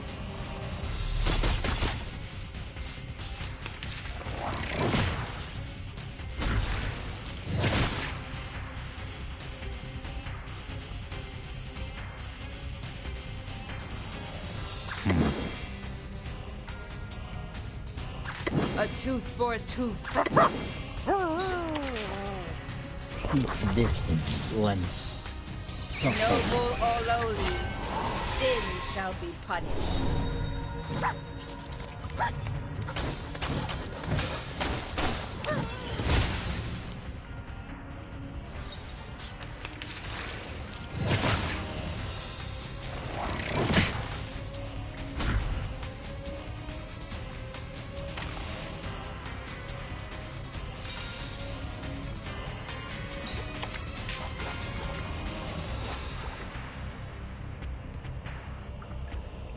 Everybody, let me see your hands up. An eye for an eye.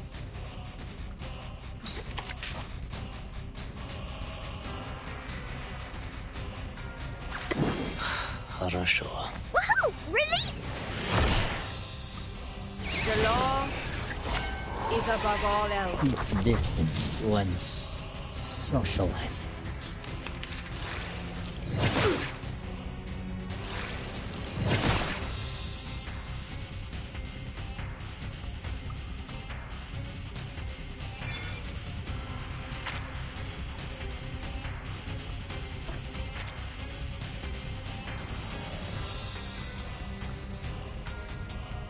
Calm down. Are you ready to be blinded?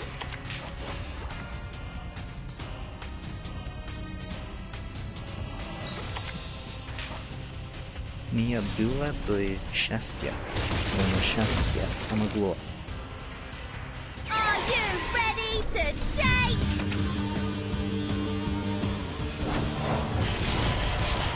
Woohoo! Release!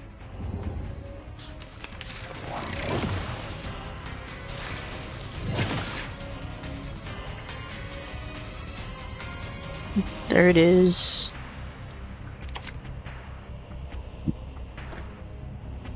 Hang on.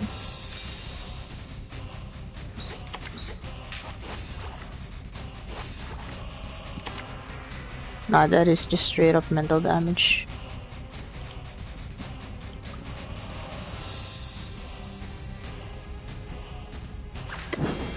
Хорошо. A tooth Everybody, for a tooth. let me see your hands Keep up. distance once. Socializing. Left hand up. Now right hand up.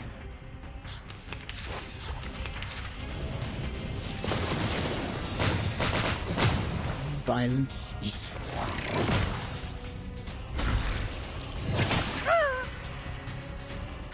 Holy shit. Okay.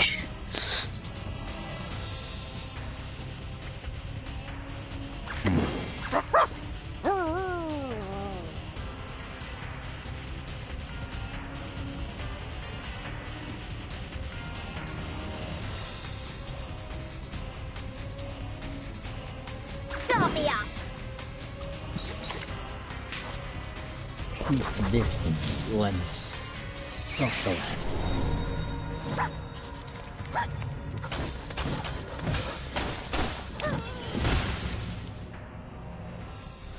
Woohoo! Release!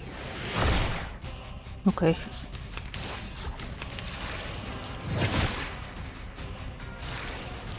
I may need to shuffle so I can get more healing.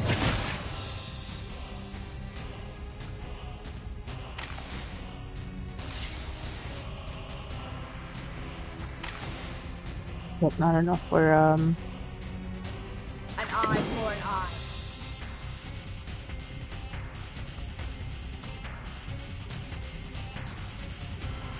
eye. That's the thing. It's gonna trigger the desperation move again.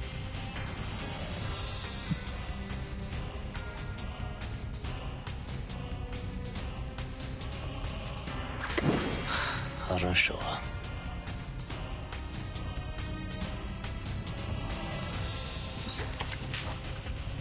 The law is above all else.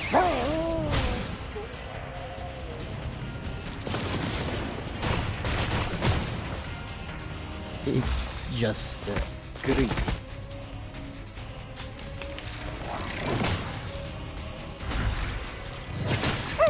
No, pickles!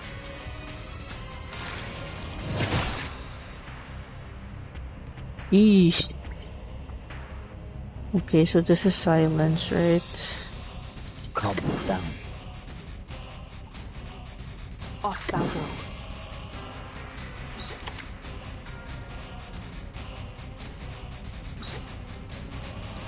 They're just little games. Nia była by szczęścia. Nieszczęście pomogło. Yeah, I think it's like immune to like status conditions. Left hand up. On. Now Let you trigger this, please. Okay. Form of Manus Vindictae. It's more distorted than I thought. It's all over. Warning, warning. The puppy is fleeing the scene at its maximum speed. Oh, it's for the mood switch.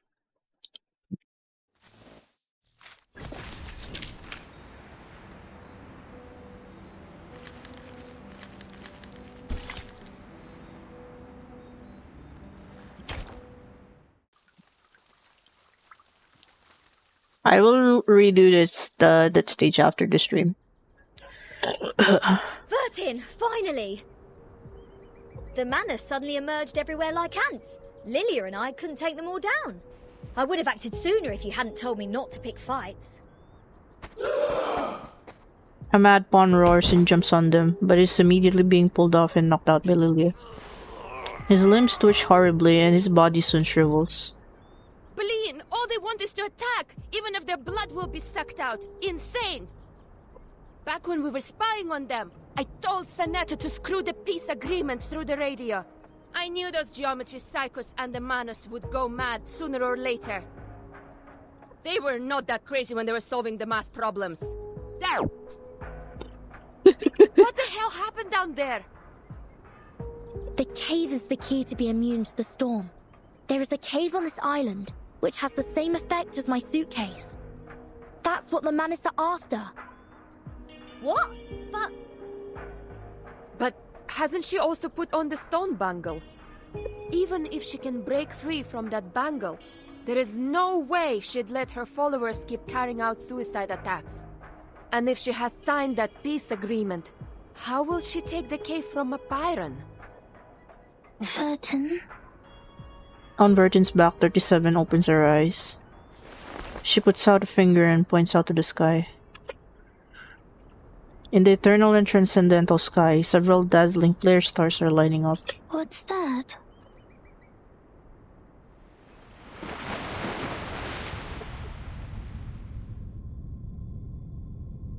The Hall of Apiron is in deadly silence. Only a visitor is still browsing the classic book. I'm afraid you have overstayed your welcome, Ms. Arcana. I have to regrettably remind you not to overstep the boundaries, despite the great help you've given to us. I take not thought for needless disputes. Needless, not needles. But to ask a simple question. She gently closes the book. The great philosophers.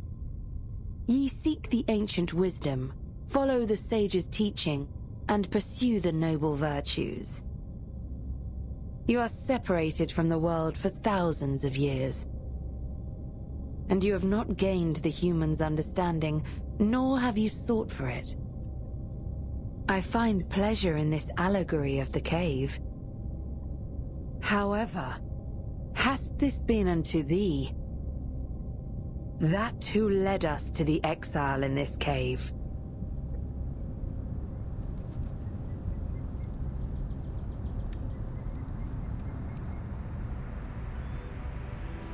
The flare stars are approaching.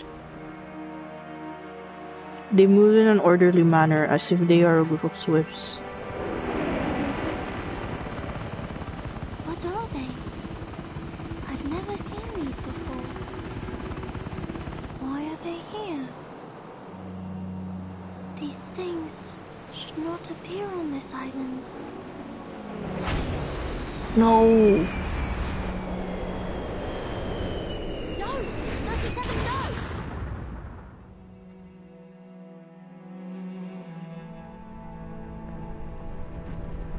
The eternal never upon the silent sea. A fleet in black is breaking the waves and sailing towards the island. Zetto, did you bring the humans' army here?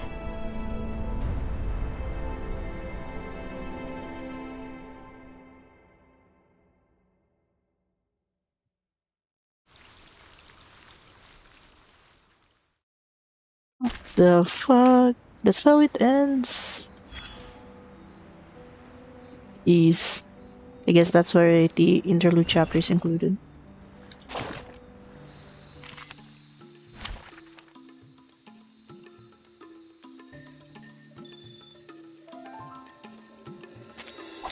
I don't like to resort to violence, but just like real divers. Glad to be of service, Mama. Just as I will. Break it, break it. Easy job.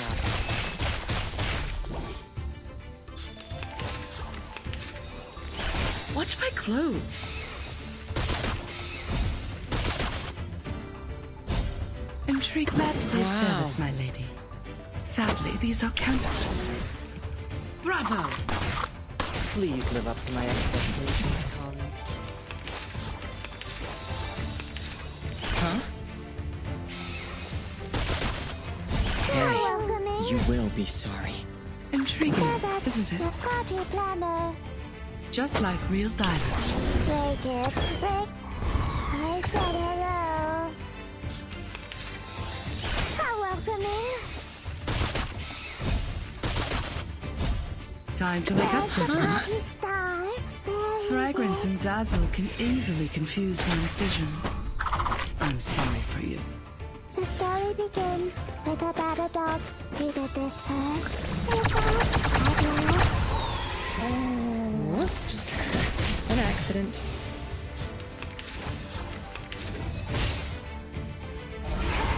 My apologies. Don't beat me. The party Wow. planner. I said hello. I said hello. Please live up to my expectations, colleagues. Damn it!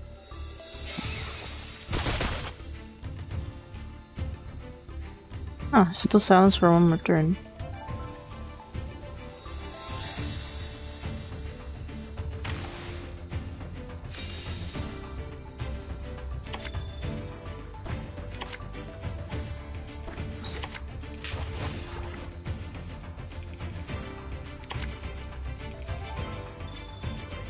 Glad to be of service, my lady. Wow.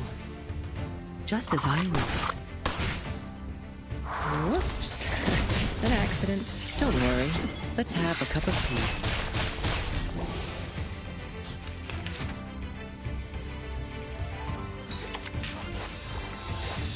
Hello, Pinata. Just a reminder. Watch your steps. Mind the machines on the ground. Bang. Huh?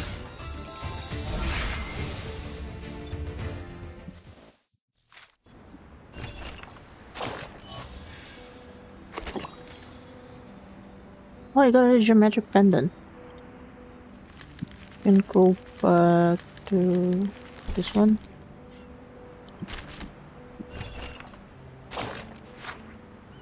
Oh wait, I haven't seen this one before. IDM maintenance records. November 8th, replaced punch paper cards, no equipment abnormalities. November 9th, shut down for 30 minutes to check the connector board. Inspection results, some wires slightly aged. No leakage or poor contact was detected. Reported and added wires to the monthly off-island purchase list. November 10, shut down for 30 minutes to check the motor drive. Inspection results, performance good. November 11, shut down for 30 minutes to check the indicator device. Inspection results, the needle of the meter A1G4 was stuck. Upon troubleshooting, the internal gears of meter A1G4 were corroded. Reported and added the indicator meter to the monthly off-island purchase list. November 12, replaced punch paper cards, no equipment abnormalities. November 13, no equipment abnormalities. November 14, no equipment abnormalities. November 15, shut down for 1 hour 15 minutes to replace the meter. Also obtain a new type of connector board from off the island, scheduled to be replaced the next day. November 16, replace punch paper cards, no equipment abnormalities. November 17, replace the new connector board, shut down for 3 hours, replacement completed. November 18, no equipment abnormalities. Disposal of the original connector board.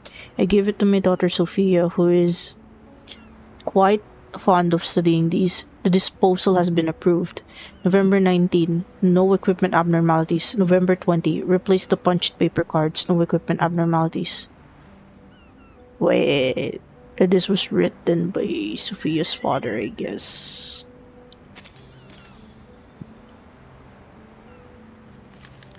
Oh shit. Okay, I think it was this one. I had to hand it over here. A mediator's fate. In the fable of the sun, sunlight is always rhythmic, never to be dampened. Not to be an umbrella, a ship, or shelter in a downpour. Not to be a shore, a reef, to be battered, to be worn down against the waves. Not to be a cause of capsizing, grounding, lingering, surviving. Nor to stop moss, nor nurture the buds. To harmonize all colors, but not to pour into each one. Before the rain veils the sunlight, before the clouds swallow the faint shadows. There remains one last question, one last answer. One last way to dissolve conflicts, one last neutral party, one last bystander.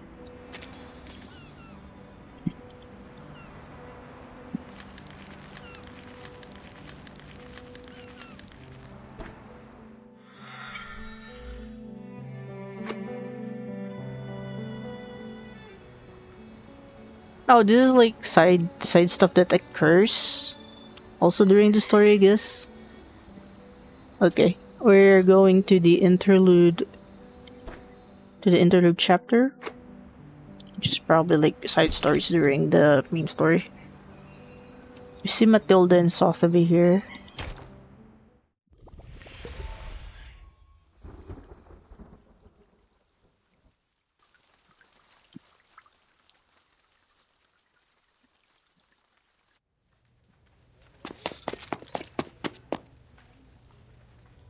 Wow! So this is the library in Purton's school! So many people here. They're probably around my age. A gorgeous sap green dress jumps into the library of SPDM. Its owner keeps talking in a sing-song tone, like a chirping Goldcrest. We've also got this many shelves in the library of Sotheby's Manor. Are there any alchemy workshops and potion warehouses here, like in our manor? The young lady stands on tiptoe, looking around looking around this place curiously. Where can I find Ms. Buanish? My Madame Z told me to come here, but she didn't give any other clues. The people here really need Mr. Teacatler, who is always nice and warm to the guests. Just twist his teapot ear, then he can take you anywhere. If not so, placing a luck-a-day potion at the entrance would help as well. If I had made it before I came, Miss Buanish and I might have met by now. Or she will just pop up behind me. Are you looking for me? Oh my word! Oops, that was too loud. Where are my manners? Sotheby straightens the wrinkles on her dress and gives out her hand like a real lady. Oh, nice to meet you. Are you Miss Buanish? The other girl nods haughtily. Her uniform speaks for herself. It seems to be a historic first meeting for them. That's fantastic. How did you find me? Did you see me in the Oneiromancy? Or through a crystal orb? Either way, it is the great Arcanum. I'm much greater than that. Look at you, dressed as if you'd just been to a ball. You are as eye-catching as the pigment board on a sketch. I saw you the moment I came into the library. A ball? Does the Foundation hold balls too? No, I'm saying... Est-ce que tous les amis de Vertine parlent comme ça? He's speaking in French. Shit. Never mind. Madame Z told me you wanted to look up the materials on the mysterious school that believes in numbers here. That's right. Miss Moisson told me she will thoroughly check the documents in the Foundation archive. So I'll go through the books in the SPDM library. If we can find anything about that school, we can be of more help to Vertin and her team. I'm sorry, Miss Sotheby, but I'm afraid the situation is going to disappoint you. While you spend the last hour looking for Teacatler's ear, the kind-hearted monitor assistant already gained a valuable access to the library. But I haven't found any record regarding the mysterious school that believes in numbers yet. Like a bolt out of the blue. Oh, but Miss Moisson said there are so many books here that they can cover the entire back of a Stronsay beast. That's a bit exaggerated, but she's right. Nevertheless, the librarian was transferred to a more important position years ago due to the storm. Many old books are not yet sorted. Some even went missing in the chaos. So basically there are unrecorded books.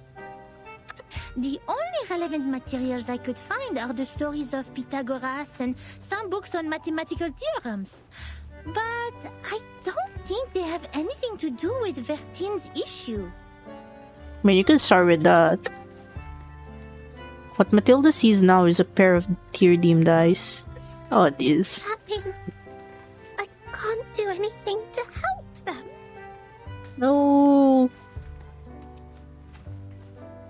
I mean, the fact that you checked in the first place is, I think, is already enough. It's like you can't really do anything if the information trying to find is, not there. Please stop being emotional. It doesn't work on this professional member of the Foundation. Are you sure about Matilda? She looks away and clears her throat like grown up. Without field investigation permission, I can't take you out to collect information. But in fact, there is still another reference room only known to the most outstanding monitor assistant. Hooray! Other students in the library cast gruntled glances at them. Shh. It's a violation to make noises in the library! Please follow me, Miss Sotheby.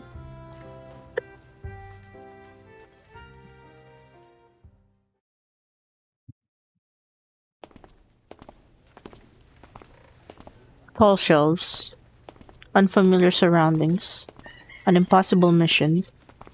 The girls walk through the shelves like fish swimming through coral.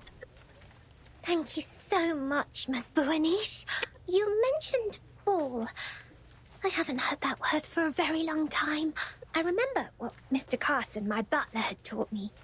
He said, express your gratitude to fair ladies by holding a grand ball.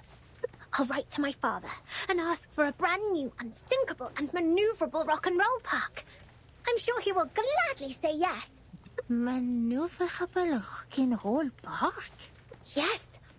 We can hold a twist ball on it when Burton and her team are back. Please allow me to say no. The monitor assistant of SPDM will never participate in such an inelegant activity. Wait, did you just say Verton and her team? Yes, that includes Zetto. Yes, you heard that right, you gay duck. We can talk about the ball later. The kind-hearted Matilda Boanish will try her best to help you with the task. But, of course, it's only out of her sense of responsibility, not for some personal reasons. They go faster and faster. Finally, they reach their destination.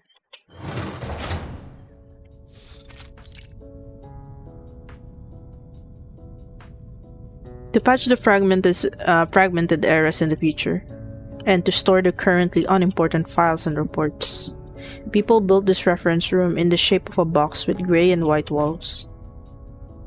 During this awful time, which might last for ages, people call it the footnote of history. Here we are. The reference room storing unnecessary information. It's a place ignored by most staff. Even so, this careful, reliable monitor assistant will not let go of any details. She knocks on the rusty sign haughtily. I hereby officially appoint you as the Chief Assistant of Monitor Assistant of SPDM. I will take my responsibility and teach you how to become a devoted Foundation member. Matilda pulls off the cloth covering the archive cabinet. I read that weirdly. Dust rises in the air. Here is your first task. Read through these unsorted old files. All of them. The monitor assistant takes a dusty file from the cabinet. The papers inside has already turned yellow. I have searched all the archived ones. These are the last parts. Most of them are discarded administrative documents, low-priority materials, and substandard reports written by rookie investigators. By the way, you should know I didn't sort any of them out for you, and they don't necessarily have what you want. It's all right. Leave them to me. I love reading. You'd better do. Here's the key. Keep it safe. You can sit on the cushions there when you sort out the files. I don't want your dress to stain the stone bench. I'll go see if I missed any files. Listen, this monitor assistant will test you on your familiarity with these files when she's back.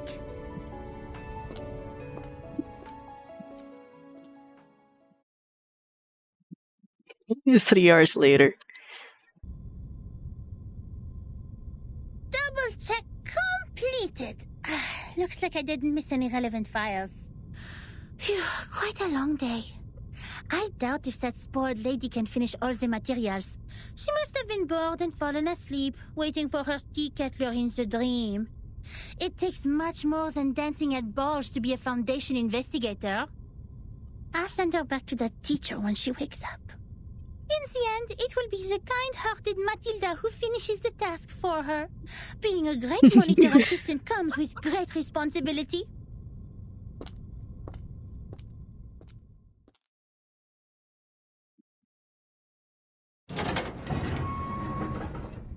Again, Matilda gently pushes the door open.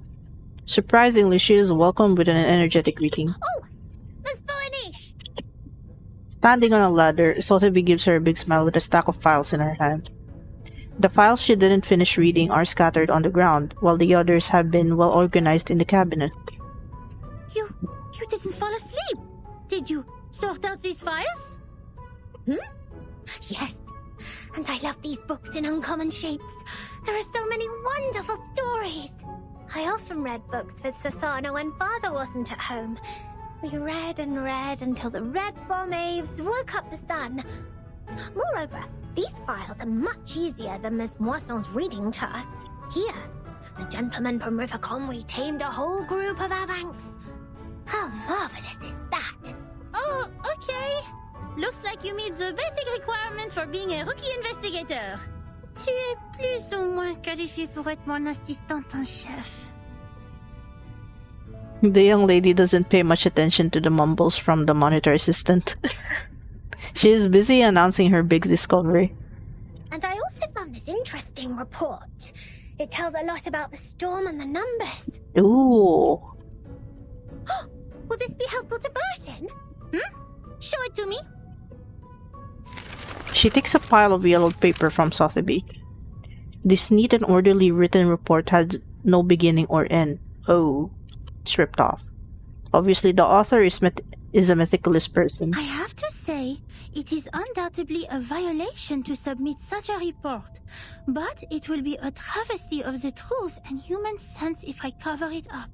Oh. Peace, sense, justice. They have always been the creeds in my heart, and are now the reason why I have decided to write down the whole thing.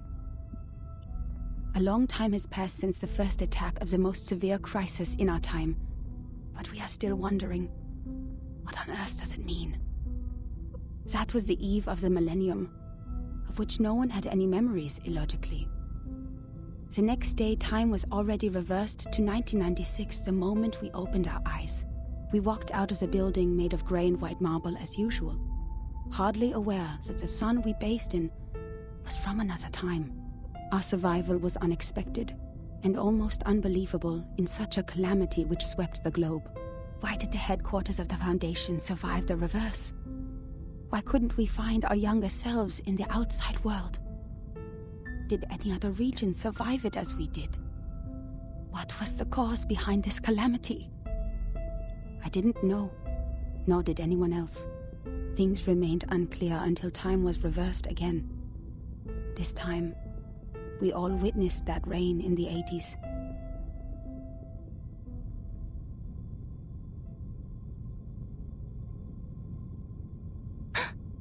These files Burton needs? I think so. He says in a trembling voice. This monitor assistant, who always claims to have a cool head, has never panicked so much. It's a report written by someone who witnessed the storm. And it has recorded the storms before Burton became the timekeeper. Wait, is this written by Burton's mom? I don't know.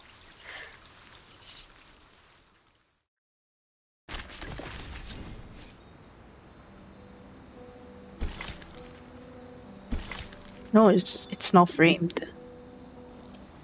For some reason, like, it's always like the side stories that seem like much longer than the main stories.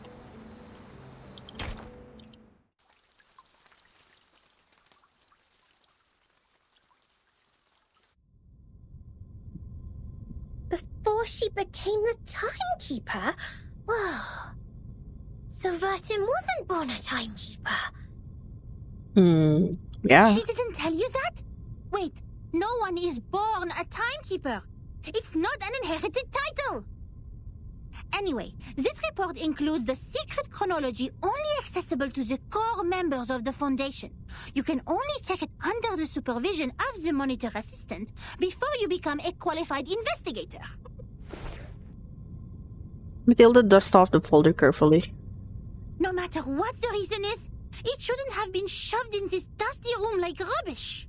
To evaluate its authenticity and risk, the genius Matilda Boiniche will fulfill her duty as the monitor assistant and carry out a thorough inspection of this report. If you agree to this resolution, please nod, Assistant Sotheby.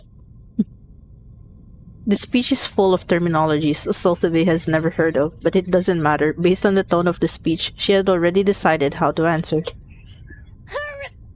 Yes.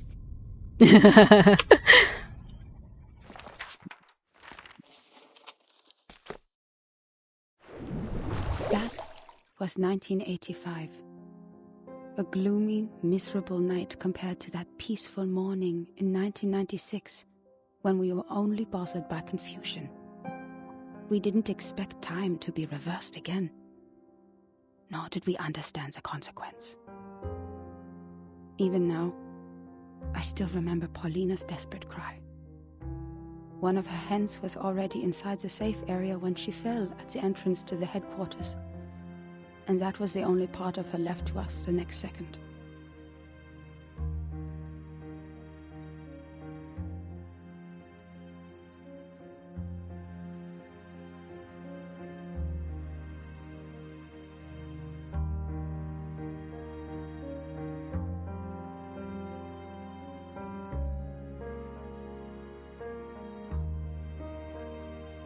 The only legacies we found were an engagement ring on that hand and her favorite blue polka dot scarf, which we used to wrap her remains in the end.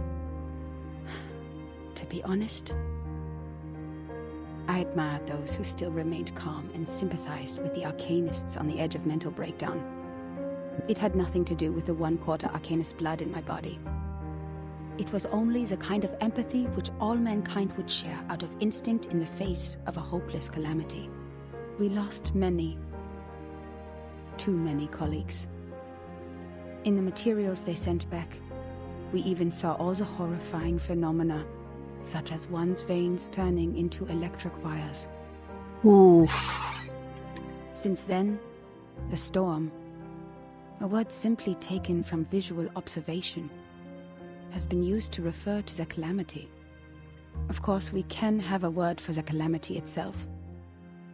But what words should we use to conclude all the absurdity and panic? Before the storm, we were all familiar with time. It was supposed to be a straight line connecting the past and the future. We followed the line to move forward. We broke free from ignorance. We built civilizations. We developed technologies, we promoted the well-being of mankind, and we improved our living conditions step by step. We were so sure that we were making progress on the right path. But then, the path was taken away all of a sudden. Oh, time, our closest old friend, where are you taking us? Back to the 2 most painful war times in the 20th century? The era when no one had ever heard the hiss of steam engines, or the century when mankind was yet to be enlightened. So far, mankind has achieved a lot in history. Dynamos, automobiles, flyovers, railways, hospitals, poorhouses. But if it goes on like this, what is the point of all the efforts we have made? Now we are like a shipwreck left on the island of time, witnessing the fall of the whole modern world in the unstoppable tsunami. Even though the Foundation has lost a lot of staff members, they are still doing fine compared to Laplace. My younger brother was a good example. He was the most sensible person I have ever known. On the first day of the second reverse, he told me, in a calm manner, "At least we have reaffirmed that Newton was right. There was never an arrow of time in classical mechanics. Neither in relativity nor quantum mechanics. That means this is absolutely normal.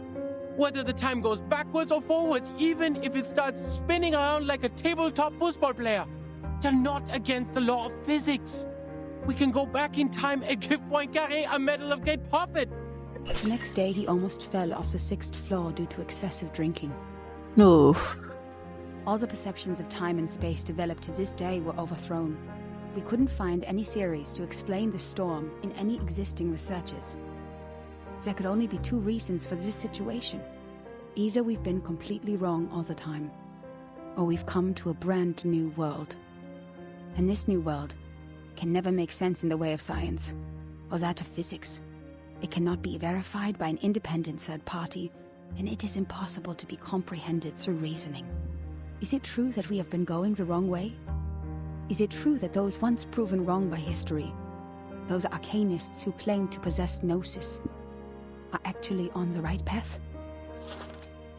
In fact, the one who put an end to the chaos was indeed not a human. This thing, I had no idea what it was. It claimed to be a machine which never stops working. It laughed at the limitations of our brains and the metaphysical mistakes we make ceaselessly.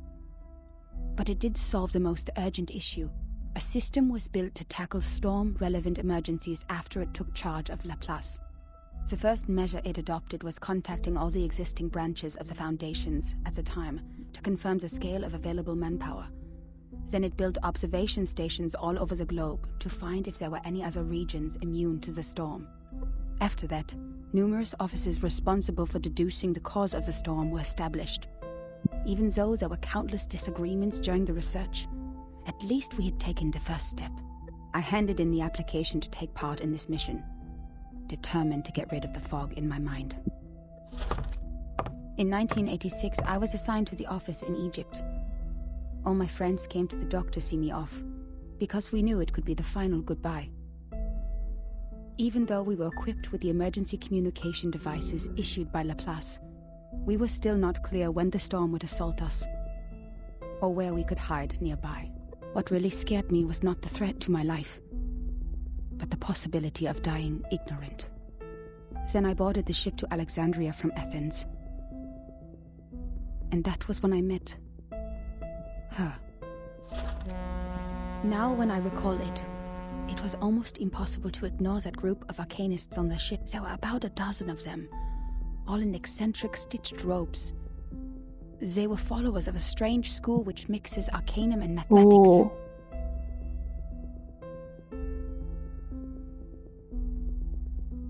Wait. Wouldn't this be like the people that appear on Scent to, like, you know, see the outside of the island? I talked to them. No matter how much that conversation bewilders me now, I was more excited than confused at the time. They also survived the storm in 1996, and they noticed the unusual changes taking place in the world as well. That means I actually met another group of survivors from the millennium.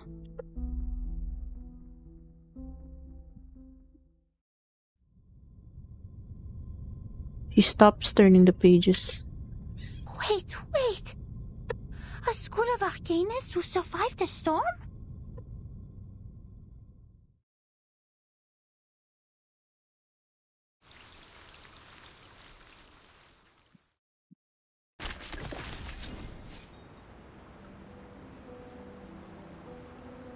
These are all story segments.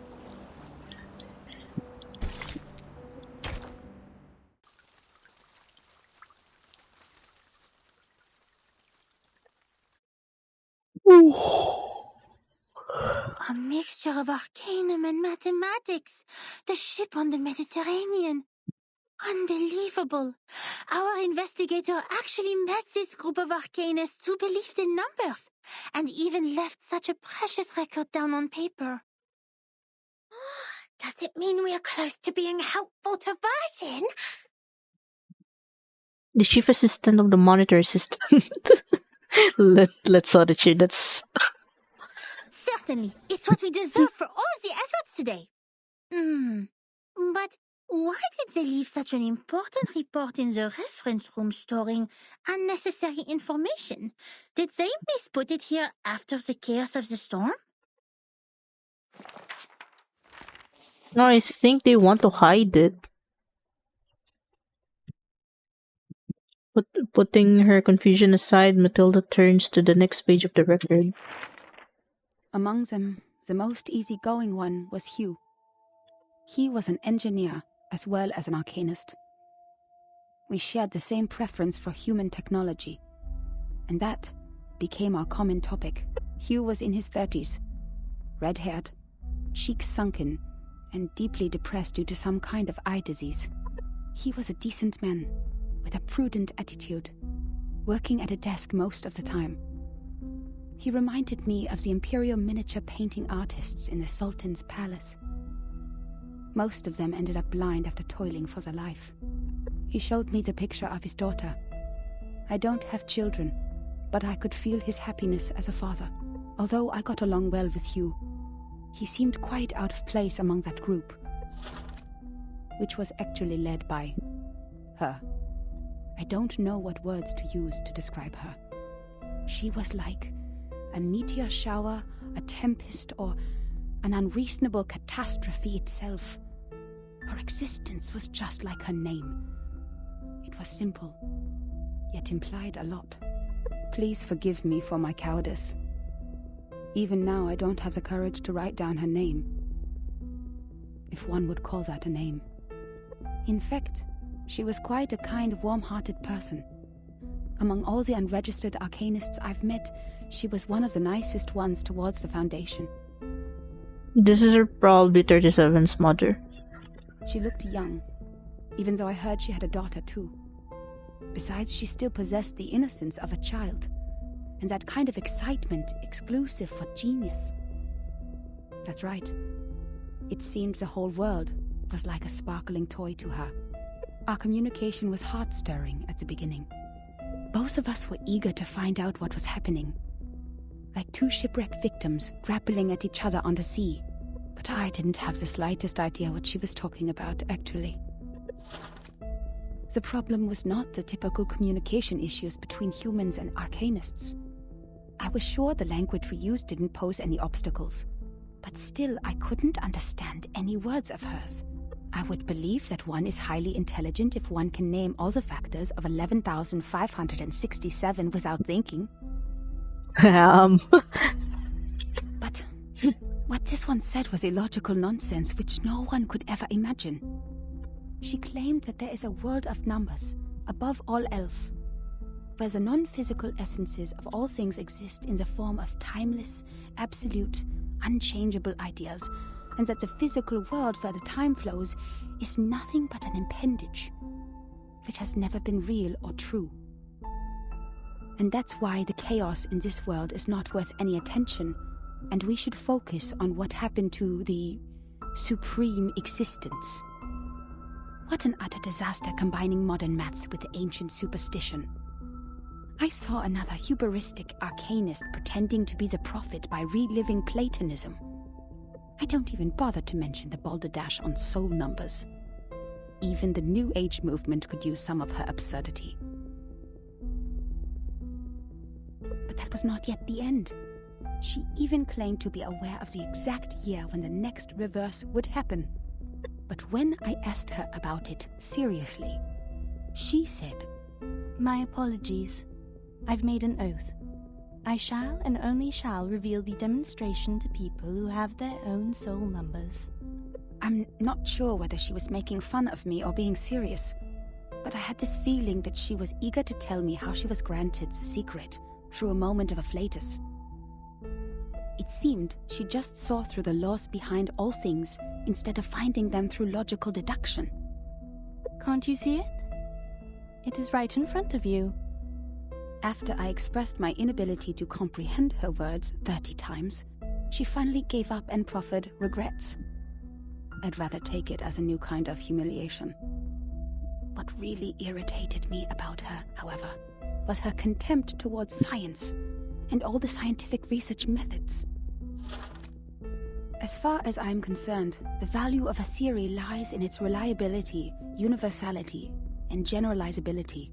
Our pursuit of the truth has laid the foundation of modern science, allowing us to change the world. Yet, in her eyes, the value of a theory lies in its beauty. I talked to her on the current situation, and I told her how we would save lives and preserve the hard-earned technology of mankind if we could find the pattern of the storm. It was of course not an easy thing to do and would take enormous manpower, so I asked her sincerely to join the Foundation. Yet again she responded with contempt. She believed they would only become another military squad of the Foundation's. Darling, maths are beautiful for their uselessness. That's why it remains noble and graceful in this sordid world, despite you humans' reckless action of using it to calculate ballistic. She turned down my invitation and left an unfairly negative comment on our storm observation project. The observation stations you built are destined to be toppled because their basis is the fragile world that follows the laws of physics. The efforts you've made are like nails on a sand beach, which will only be carried away by the next tidal wave.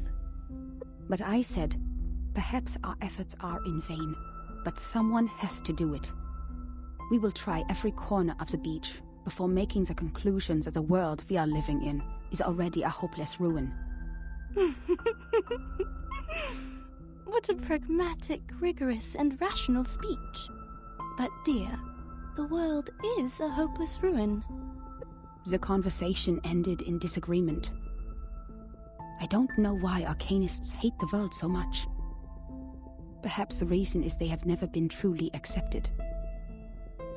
To this day, I still remember her venomous conclusion. The world built on past experiences has ended. In your words, which you used to mock us, why not embrace the reality?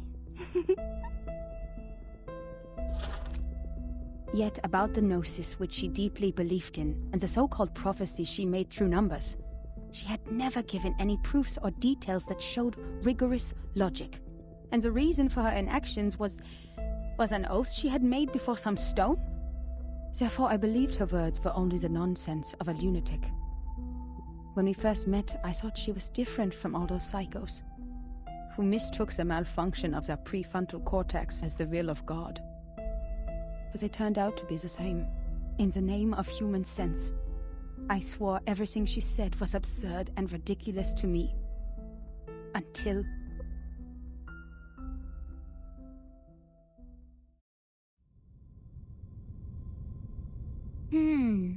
Madame Z said the arcanists on that island are all named after numbers, because they have a strong belief that numbers are the essence of their souls.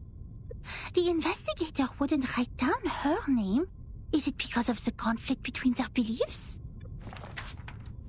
Matilda turns to the next page eagerly, as if checking a novel brought in class by some undisciplined student. But the reality welcomes her with an empty page. Oh, fuck. Huh? That's all? Maybe because the story ends with an abrupt stop or the hope just raised has dashed down. Matilda clenches her handkerchief with her sweaty palm. Submitting such an unfinished report would only cause problems for the reviewers and evaluators. But this investigator didn't even write down their name. Maybe they tore off the name. Don't worry, Ms. Burnish. I'm familiar with this situation. Every time after the brave Typhon defeats Jupiter, he returns to the Auto Island. But each time we twist the ear of Mr. Glassbox, Typhon will show up again and again. Ms. Moisson told me. The ear is the key to bringing back our hope. Wait, don't tell me you are talking about the shows on the mechanical television? Ignoring the monitor assistant's confusion, the enthusiastic young lady starts looking around for the ear that carries all her hope. Stop, Miss Sotheby. Please, take a seat on the cushion and listen to me carefully. This is a detailed report written by a formal investigator of the Foundations, not some TV show full of cliffhangers. That means we will definitely find the rest somewhere. Oh, I see. Must be a Coco-treant who took away the other part of the book. Usually, they will be attracted by Luna Fixer, and by following their traces, we'll find their lairs in the stable. You mean someone took it away? That's highly possible. Data loss is not allowed in the Foundation, especially under the Monitor Assistant's management. We must prepare Luna Fixer. Don't forget their favorite jigging magical beans. I don't have those materials with me right now, but I can write to them. It only takes a month. The disconcerting conversation is clearly too much for this rigorous monitor assistant.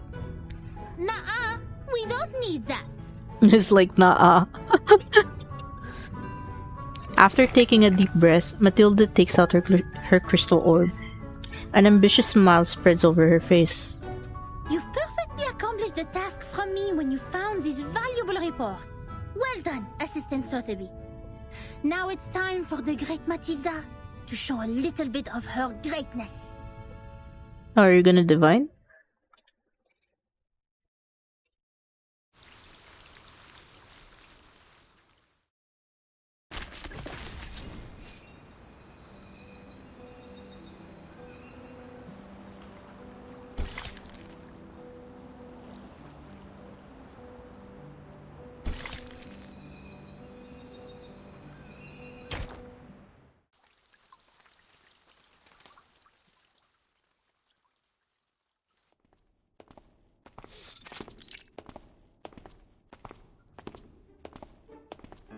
There's no moonlight during the daytime, but the moon is not the only choice for divination. Judging from the omen, it's at the northwest, the beginning and the ending of the ring, where the wall reflects repeatedly. Holding the crystal orb with both hands, Matilda keeps adjusting her position while trying to figure out the vague vision in the spear. Sotheby follows her with a curious face. The northwest of SPDM. This one is straightforward. The beginning and the ending of the ring is not a problem either. The icon of the computing center is exactly the Ouroboros, a serpent eating its own tail. Here we are. But where the wall reflects repeatedly, does that mean a closed room with mirrors? The mirror in the display center is a huge kinescope in the wall. And the one in the airtight laboratory is a crystal clear observation window. The one in the rehab center? No. The mirrors in the operation room have been replaced with curved electronic screens of steel structure after that xenopilot made a scene. So, where is the answer?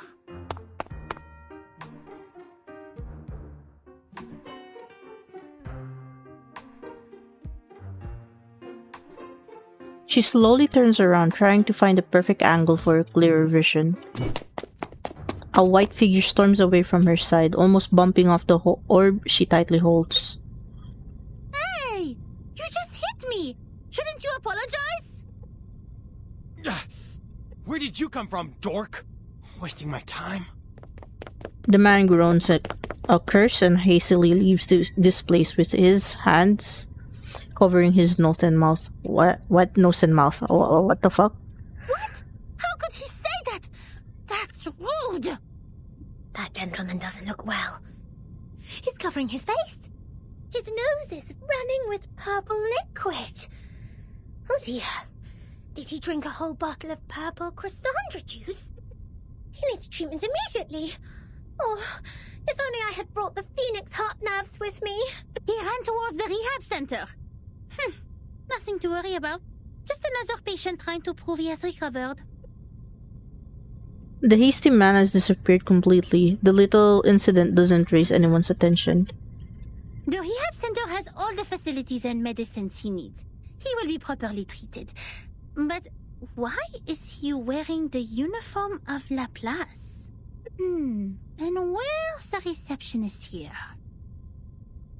The lobby of the Scientific Computing Center welcomes them with a deafening silence.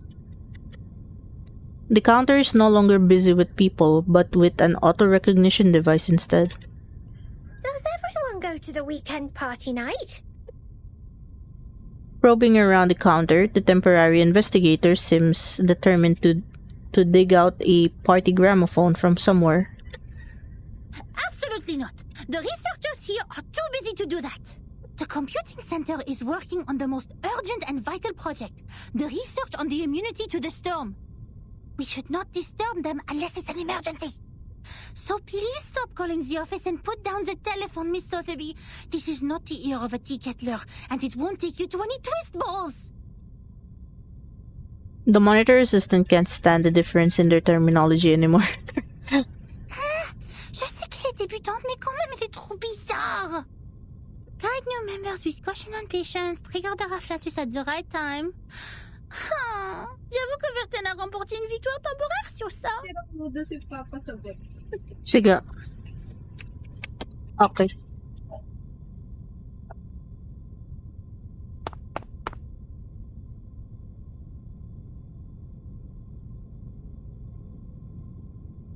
Her mumbling is interrupted by the owner of the cheerful footsteps. Miss Boonish, I just read the map on the counter.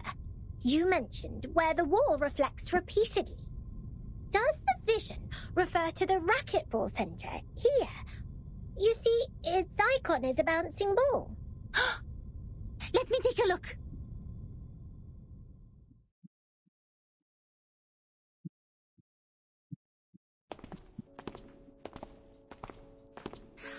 Found it!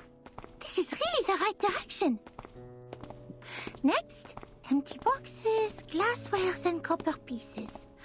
Looks like our destination has piles of metal. The vision in the orb is growing clearer, proving that they're heading in the right direction. That eases Matilda's upset mind. Good job, Assistant Sotheby. I have to say, I might have gone a bit too hard on you. You are more capable than I thought. Thanks to your prompt reminder, we have saved quite some time. Sotheby is glad to help. The young lady gladly hops along the way, while she doesn't give up peering at Matilda's crystal orb. Miss Boonish, since you're such a talented diviner, why don't you just divine the reason for the storm with your inherited arcanum ability? According to Ms. Moisson, the reason still remains a mystery. If the crystal orb can reveal its truth, everything will be much easier for Vertin and her team.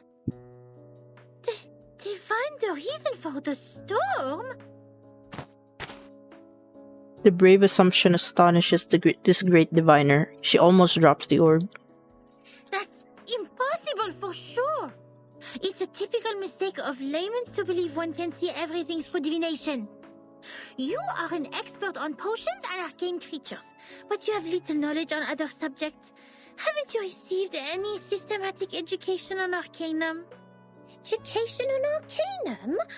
I'm of course well educated in arcanum, with Ms. Moisson as my tutor, and my arcane friends such as Typhon from the Auto Island, Jupiter, and... Alright, enough!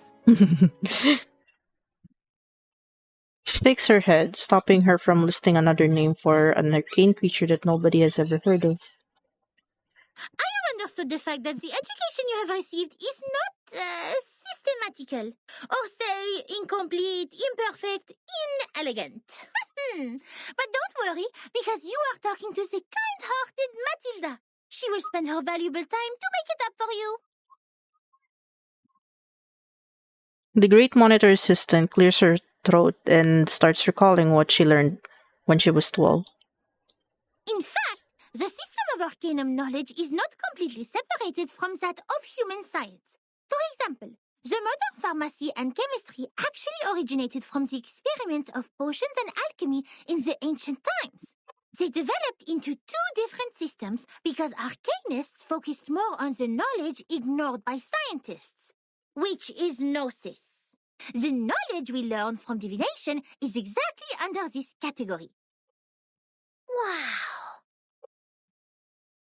Sotheby's eyes light up with amazement. Matilda takes out her notebook and draws a brief sketch in it. Let me fill you in with more details. If two human researchers test Snell's law at two different places at the same time without making any mistakes, they will always reach the same conclusion. Or if two potionists use the same ingredients and follow the same formula to make the cough cough stop stop potion separately, their products will also have similar effects. However, if two diviners respectively perform divination on the same thing, they will probably see totally different visions. Because what the divination shows is merely omens. The interpretation of these omens is in fact a kind of subjective deduction based on the reality, and there is no such thing as a standard answer.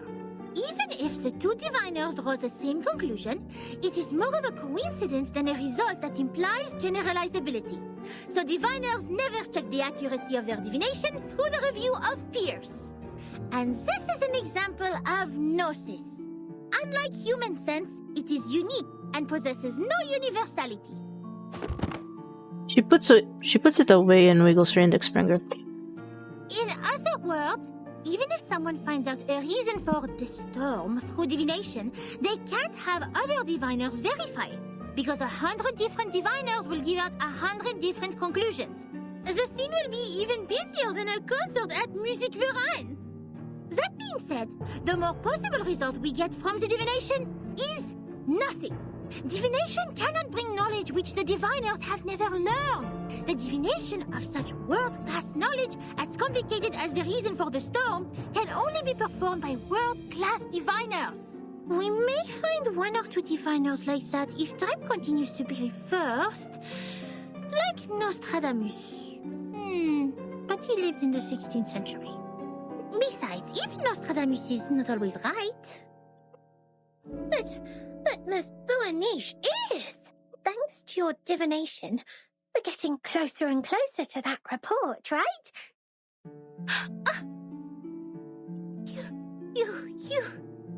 You are right! Finding items, interpreting dreams, and making simple prophecies. All these things are just a breeze for the bright and clever Matilda. But inquiring about the storm is beyond my ability, and it will only bring misfortune. I will never make such a stupid mistake. Matilda regains her radiant appearance. In fact, this half of the report and the handwriting of the author are perfect divination media. Besides, our target is not far away from us, and I'm familiar with the surroundings, which have made things much easier than usual. It is true diviners can improve the accuracy and controllability of their gnosis by practicing repeatedly, holding the rituals properly, and making targeted preparations. But that still doesn't mean the result will be absolutely accurate. Sotheby nods. No one can tell from her face whether she truly understands that announcement or not. Reading the vision in the orb, Matilda leads Sotheby around another corner nimbly. The report says that person who mentioned the School of Numbers claimed she was enlightened about the year of the next storm. Is that also by divination? I am not sure what kind of arcane skills they used, but numbers are indeed a kind of omen too. I am not talking about the specific knowledge of mathematics, but the numbers themselves, because they are even more abstract than images and languages as kind of symbol. Even so, there is no way for us to verify this prophet, unless it really comes true. That is also why it takes almost nothing to spread a prophecy. My mother told me many people in the outside world write to the Foundation every day, claiming to be prophets who can predict the doomsday and thus requesting unemployment benefits. The mom. The doomsday? Unemployment benefits? Oh my! The outside world is far more wonderful than I thought. How fascinating! Miss Buaniche is even greater than I expected. You bet! Wait, did you mean I was not the greatest? No.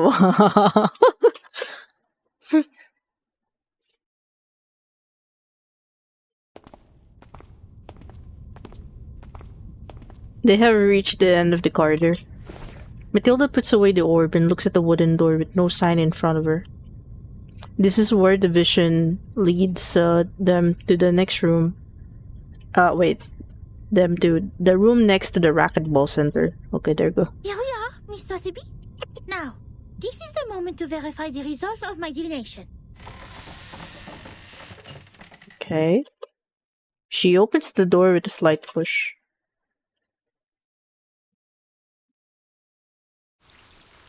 Supposedly the missing pages are here, I guess. If you look at the ground after the rain, you can often see a wet, long trail, like this one. At the end of the trail, there may be a snail slowly crawling forward. Yes, forward. The snail marks the direction for us. But what if we don't see any snails at either end? How are we going to distinguish the direction to the future from that to the past? Criterion. Well said, darling. To figure something out, you always need to make deductions based on facts and logical reasoning. What you see is not necessarily true, but what is logical is, because we haven't witnessed or experienced anything illogical so far. If something like that actually happens, it must be because we are too ignorant to understand it for the moment. This point was firmly believed by those researchers who worked in the house like canned sardines. Ugh. It remained true to them until the first drop of rain rose. The sardines suddenly found that the knowledge they possessed couldn't support the point anymore. The can was opened, revealing a completely different thinking pattern to them. Whatever they used to mend the can, there was still a crevice left between the inside and the outside, and it could be ripped open again at any time. The chaos didn't last.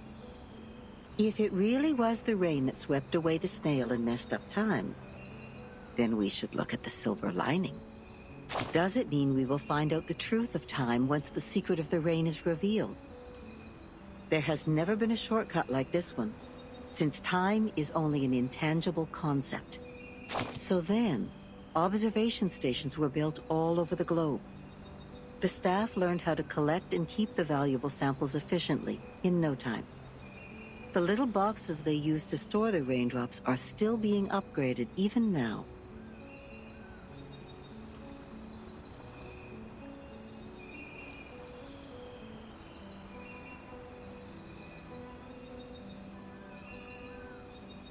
Order and silence were brought back to the labs.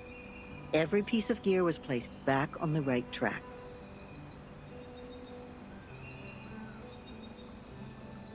It was a grand feat, and no one could have accomplished it inside this huge, cumbersome machine, except another machine. She took no sides and sought only predictable results. That's why she made a decision as soon as she read that report and its attachment on her desk. The former was about a delicate component which flapped like a butterfly in that huge machine. And the latter was a piece of paper full of circles and dots.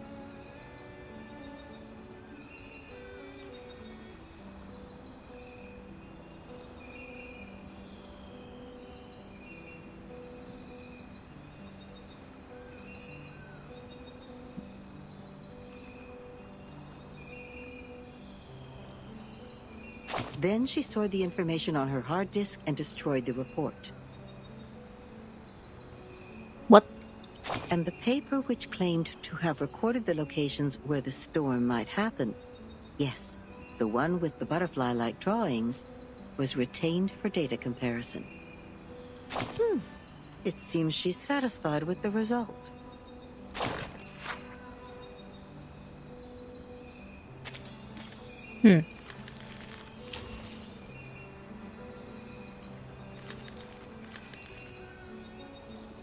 Okay, let me check.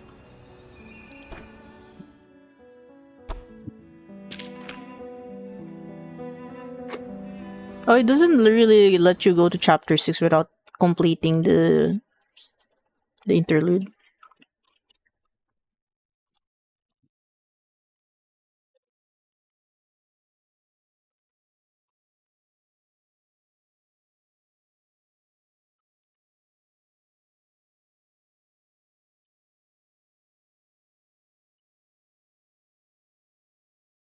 Okay, so we're just like two parts left. I'm gonna go take a break. I need to go to the bathroom. This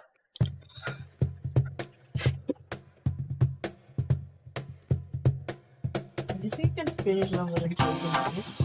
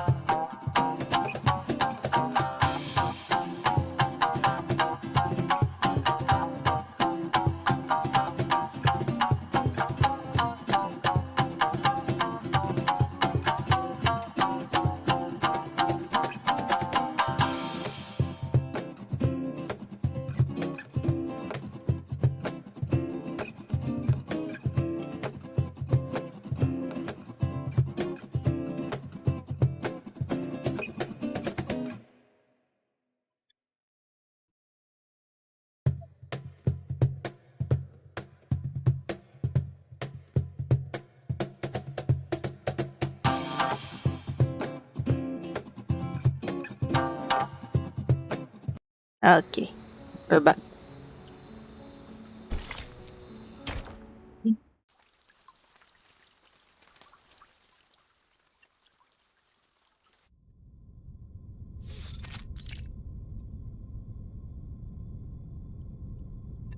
The light is dim here. Archive cabinets and archive cabinets and unorganized files are everywhere, punctuated by strange devices in Laplace style. It seems like an abandoned utility room. Where are we? Lost and found at the racquetball center?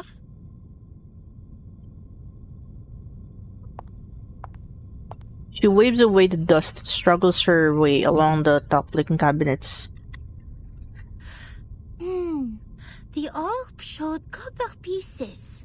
We need to find something that seems to be locked, but is actually not. Found it! Nothing can stop the genius, Matilda.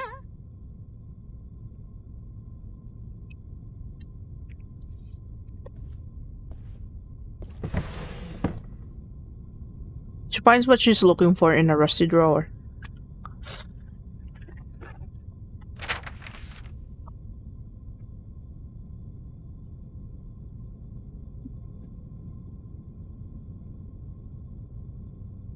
Obviously, the report has been there for a very long time. Its corners curl because of the damp air. Luckily, the writing is still recognizable. The trip to Egypt didn't go smoothly. The ship was hit by a common storm at sea. We were lost in the fog after that. Completely off course. I think I'll auto here because I'm actually eating. And something emerged from the water. Since the first storm, the Foundation has received frequent sightings of arcane creatures which should have been extinct in history. I had no idea what I was shooting at, even after I emptied the clip. And I didn't know what to do, so the arcanists brought us back on course.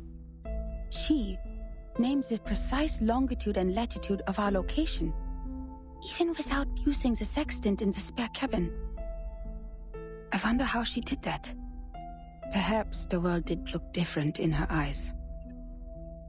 Then when I was about to step on a random plank on the ship, she suddenly dragged me back. I thought it was only an inappropriate joke. But the next second, the plank broke. I was stunned, and asked her how she saw that coming. She just answered me as if we were talking about the weather. Because that plank is deformed like a rhombus. I was confused. Where is the rhombus? She laughed. The rhombus can't be seen with eyes. You shall close your eyes, hearken to the teaching of the Supreme Existence, and seize the moment of afflatus. Of course, I didn't see anything. Nor did I understand what the moment of afflatus was. Perhaps it's just another privilege enjoyed by arcanists, just like their right to be lunatic. Nevertheless, she reached the correct conclusion in a completely wrong way. Is it really possible? Anyway, she saved my life. But that was not enough to settle the differences between us. She remained rejective to working with the Foundation, and I finally gave up on the attempt to persuade them. My mission on that trip was not to make contact with them. Besides, what we needed was builders of the storm observation system, not some liars who would only make things worse. As for the shelter they took from the storm, she wouldn't say a word, as if she were dealing with a spy who pried to find out the deepest secrets of the Arcanists. In the end, Hugh mediated between us. He gave me an address in Istanbul to which I could send the letters to contact them. After that, I spent more than half a year in the Egypt office. Things were even worse there than I expected. Some have gone missing after the storm. The people who were supposed to be in the Egypt office, according to the member list stored in the headquarters in 1985, were not there when I arrived. The situation could be caused by the limitations of the transmission of paper-based materials, or because the computer was not yet popularized to every corner of the globe at the time. One minor mistake of a copyist could develop into a huge difference. Besides that, the chaos inside Laplace was an even worse issue. I learned that someone published the paper Samplings of Global and Regional Chaotic Energy Route Changes in the name of Butterfly of Lorentz. Apparently they secretly used our sampling sites, yet their research direction and conclusion were radically different from Laplace's. The researchers equally divided into two schools, one sticking to the human technology they have focused on, and one changing their direction to Arcanum. At the time, it was still too early to decide which direction was right, without sufficient experimental data. But many already believed that if time continued to be reversed, human technology would only keep falling into decline, while Arcanum, which relies on personal ability, would rise again. It's true that Gnosis cannot be copied, verified by an independent third party, or comprehended through reasoning. Its nature decides that it cannot lay the foundation of science or be popularized to every ordinary person. It takes solid marble to build a castle, not slippery sand. Even so, what harm will it do to rely on Arcanum when the underlying logic of all things has become unreasonable? Before the disagreement was settled, the storm in 1987 was predicted. We were ordered to return to the headquarters 24 hours before its arrival. But the prediction was not accomplished by Laplace. A captive from Manus Vindictae names the precise date of that storm. Our enemies, those lunatic xenophobes, valuing only pure blood, made it further than we did. Yes, we built observation stations, we made countless deductions, we developed multiple simulation models.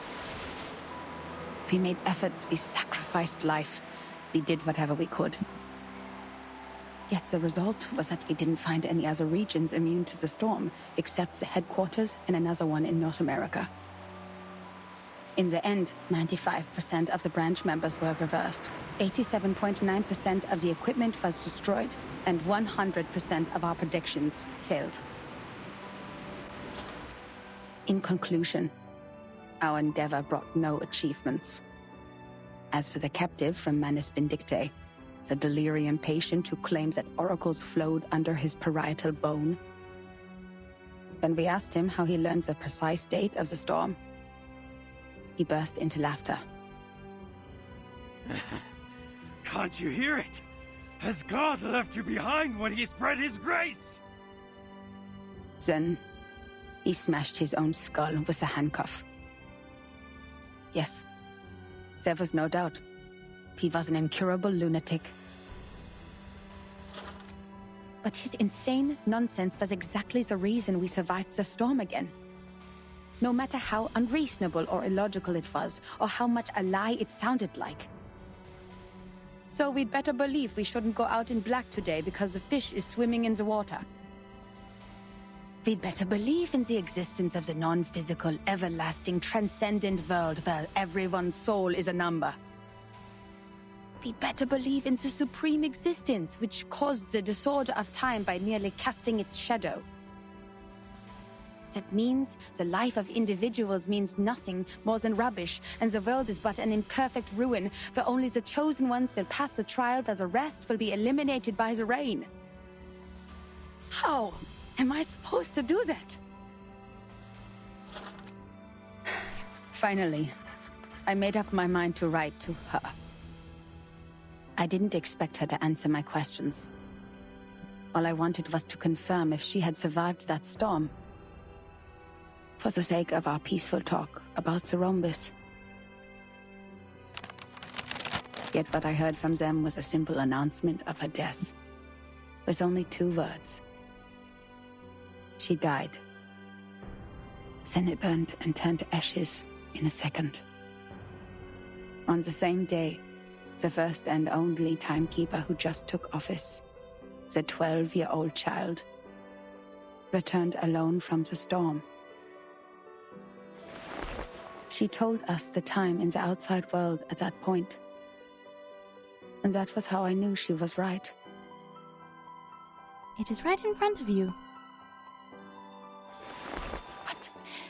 If there is a god, why are you playing such a prank on us? After we had suffered from the collapse of all the existing orders and the failure of all the great laws. If this is what she calls a glimpse of the supreme existence, the moment of a flatus, do you have to present it in such a cruel way? The last 2 digits in the number of the year after that storm were exactly her name and her number. 77.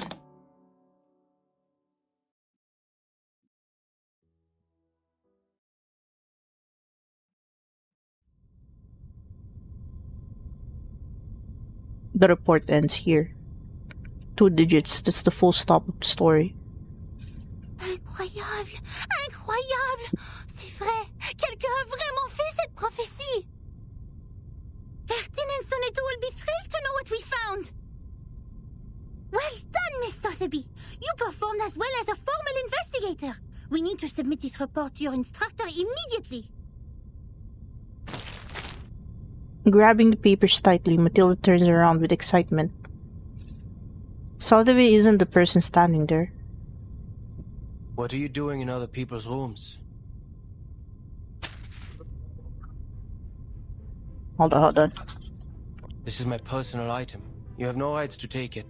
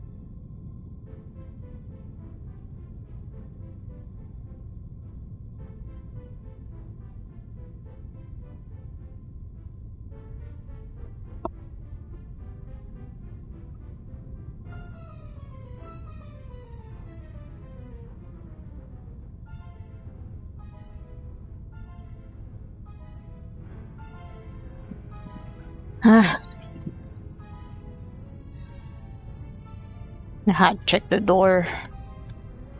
Please leave immediately. Personal item? This is a precious record that should have been submitted to the Foundation. According to Administration and Regulations for Dispatch Personnel, St. Pavlov Foundation Decree number 259, every member of the Foundation, when acting as a field investigator, is required to create a comprehensive investigation report of all their actions and promptly submit it. And they are obliged to ensure the authenticity, objectivity, and impartiality of the report. No personal bias is allowed in the content.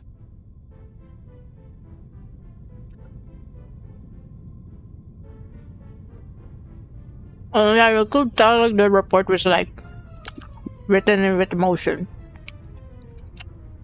If you have read this report, miss, you should know that it's not even qualified to be filed.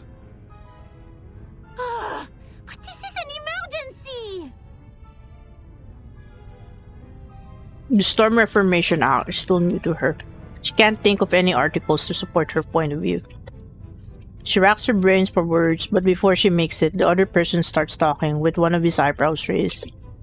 I can tell from your uniform, you are a student of SPDM, or This is Laplace. Do you have your guardian's approval to leave the school, Miss Underage Student? Approval? I don't need that. I am not a student. You are talking to the exceptionally promoted monitor assistant of SPDM.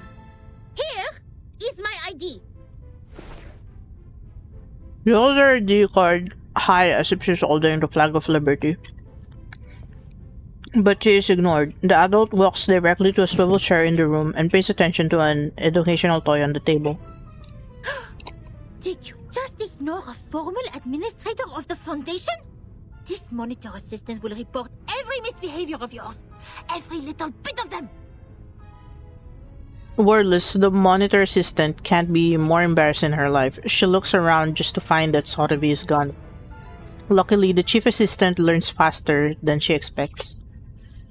A familiar sing-song tone is making a report to her own tutor outside the half-open door. Miss Moisson, we found that report here. The great Miss Buanish and I discovered some important information. I came to you and Madame Z immediately after we read it. Miss Buanish, why are you confronting Mr. Chair? Sotheby stands on the door, her head is tilted. Two adults are behind her. I didn't expect to see the second half of that report here in your room, Adler. This time, the owner of the voice can't be ignored. The swivel chair unwillingly turns around. Don't call me that, friend. Why not just call me Enigma? Just like everyone else. Relax. I know nicknames mean no harm, but I don't understand. How is a report filled with meaningless words of any concern to you, Madam Z? It provides information about the Arcanist group Virgin is now dealing with. If possible, please give it to me. Of course. How can I turn down a request from Constantine's chief of staff? Take it away. I hope you don't mind the mold on it.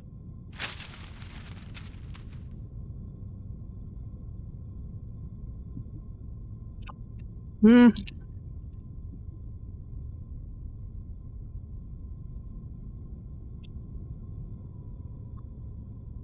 researcher stays seated on the chair and casually hands out the report. Madame Z smiles. She seems glad to see that Enigma still has the energy to be sarcastic. But clearly, the monitor assistant can't tolerate such a blatant violation of the staff regulations. Please pay attention to your manners and do not bring disgrace to the computing center, Mr. Rude. What the fuck, Matilda? Miss Masson taps her on the shoulder and quickly looks in the direction of the door. Ms. Buanish? Ms. Sotheby? You've done a great job. I'm sure what you have found would be of great help to Timekeeper. And I will report your active performance in this mission to SPDM as soon as possible, Miss Buanish. We need to further analyze the files you found. The first on the scene could provide more detailed information. Let's get out of here. Contribution exceptionnelle! The keywords give this young monitor assistant a giddy pleasure. She can't help but ignore everything else Miss Masson says. Oh la la, exceptionnel! No. Calme-toi, Matilda. I didn't accomplish it alone. Assistant Sotheby also played a significant role. Hooray! A loud cheer interrupts Matilda's mumbling. That is to say, Miss Burnish, we can start preparing the balloons and flowers for the twist ball. Speaking of which, this monitor assistant still needs to think about it. By the way, just call me Matilda. She struggles to get out of Sotheby's passionate hug. The great joy brought by Miss Masson makes her actions clumsy. Cheering and discussing, the girls leave the room. Madame Z carefully puts the valuable report away.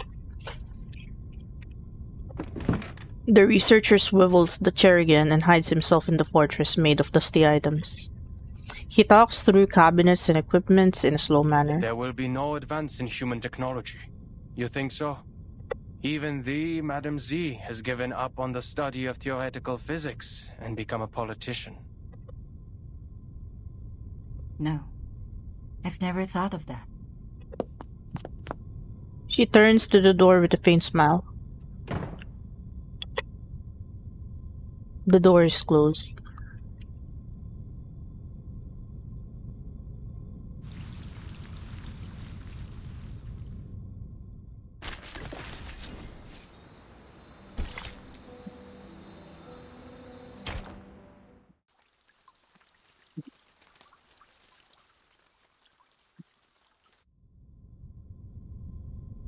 The dramas have ended. All is profoundly hushed in this cold and dark room. The researcher sighs and starts settling the messy papers and dusty tools on the table. Why is it mistaken for a utility room? Is it because of the mess? Metallic footsteps come from outside the door. I am astonished by the fact that you are interacting with others. Another trespasser. They broke in. The robot in charge of the Laplace Scientific Computing Center shrugs and refuses to make any comments. She has already heard all the information she needs in the corridor.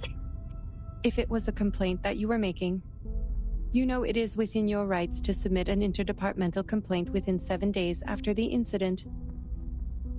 Don't bother. That file means nothing to me. I didn't file it because it is a report against the rules. Why bother to submit such a log full of personal feelings and emotional behaviors to our great, rigorous foundation?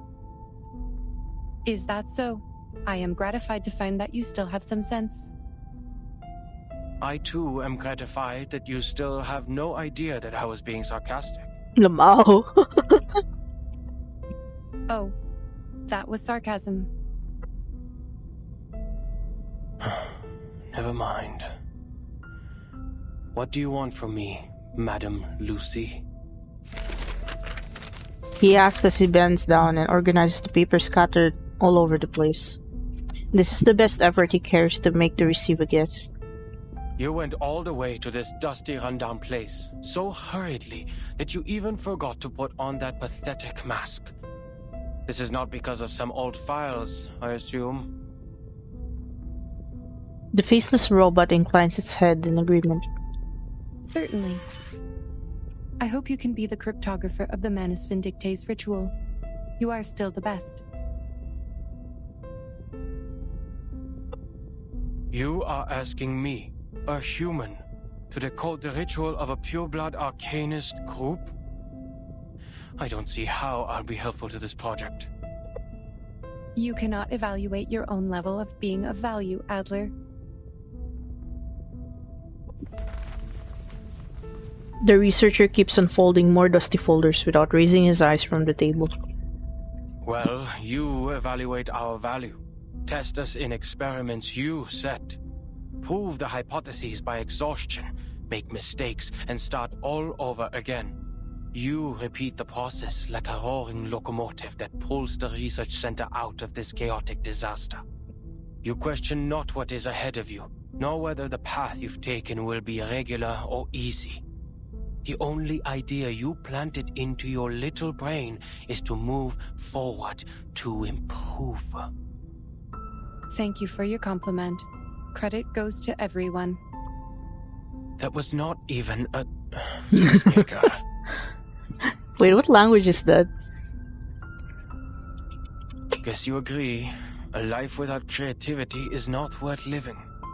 And that's the life that I wake up to every day. I'm no longer the person you thought you came here for. I'll never be able to combine human technology and Arcanum. And I'll never comprehend even the slightest part of it. I am useless to you. He squares up the paper on the desk in a grumpy manner, making a huge knocking noise. I don't expect someone made of tin to understand the human mind. But I beg of you, leave me alone. The robot ignores his emotional speech and keeps talking. The work of analyzing the masks of Manus Vindictae did not go well.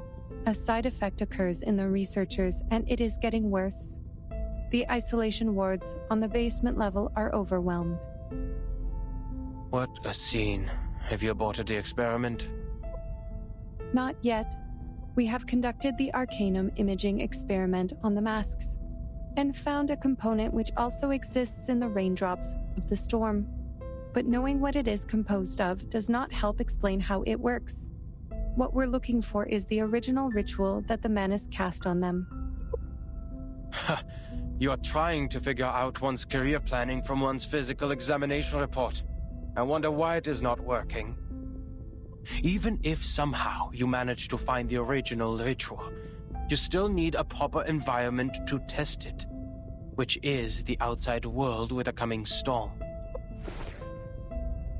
The researcher turns to her, wisdom and sarcasm glow in his eyes.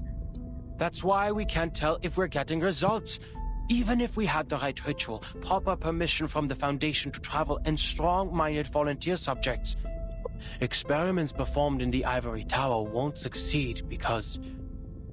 An experiment about the storm can only be done in a storm. Glad to see your brain is not rusty yet. It only took you 3 sentences to draw the conclusion which took the seminar a week to reach. That proves you are capable of the project. The robot in charge puts a document on the table. The history maintenance team has forecast different critical points of this storm.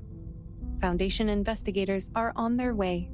If Manus Vindicte still plans to accelerate the storm, like what they have done in 1929, there will be a high possibility that their people will show up at the transformation point of history and society, also known as the critical point of time, the center of the storm. Your sister, Greta Hoffman, is also one of the investigators. Ugh. I have no interest in any Hoffmans other than myself. We have different perspectives. It is okay. I am just here to inform you that if any of the investigators successfully send the information of the ritual back, the research about the immunity of the storm will be conducted immediately. Take your time and be mentally prepared. But once the storm alert is issued, we only have 24 hours to verify the feasibility of the ritual. I wish you will be fully prepared by then. The robot gets out of the room, leaving him no right to choose. Her feet crash into the floor, making a steely sound. Enigma's eyes flicker towards the document. The face on the top is familiar to him. He pulls out the drawer and takes out a scrap of paper. This is the last code he didn't give anyone.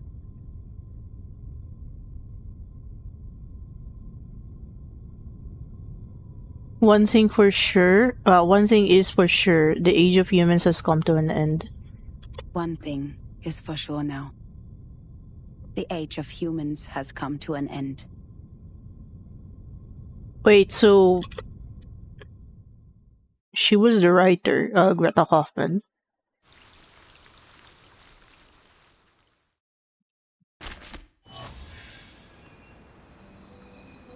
Yeesh.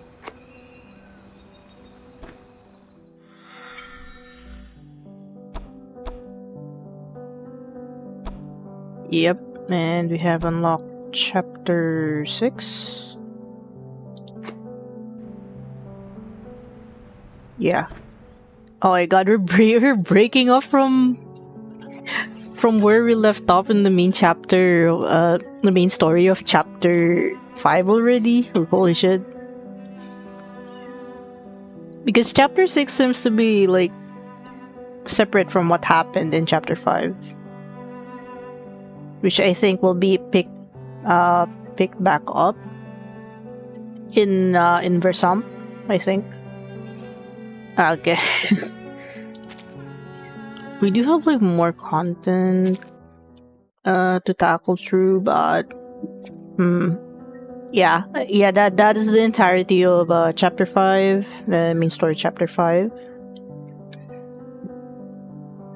Okay, I did expect. Actually, Matilda and Sotheby have been like a really good combo, like throughout that side story.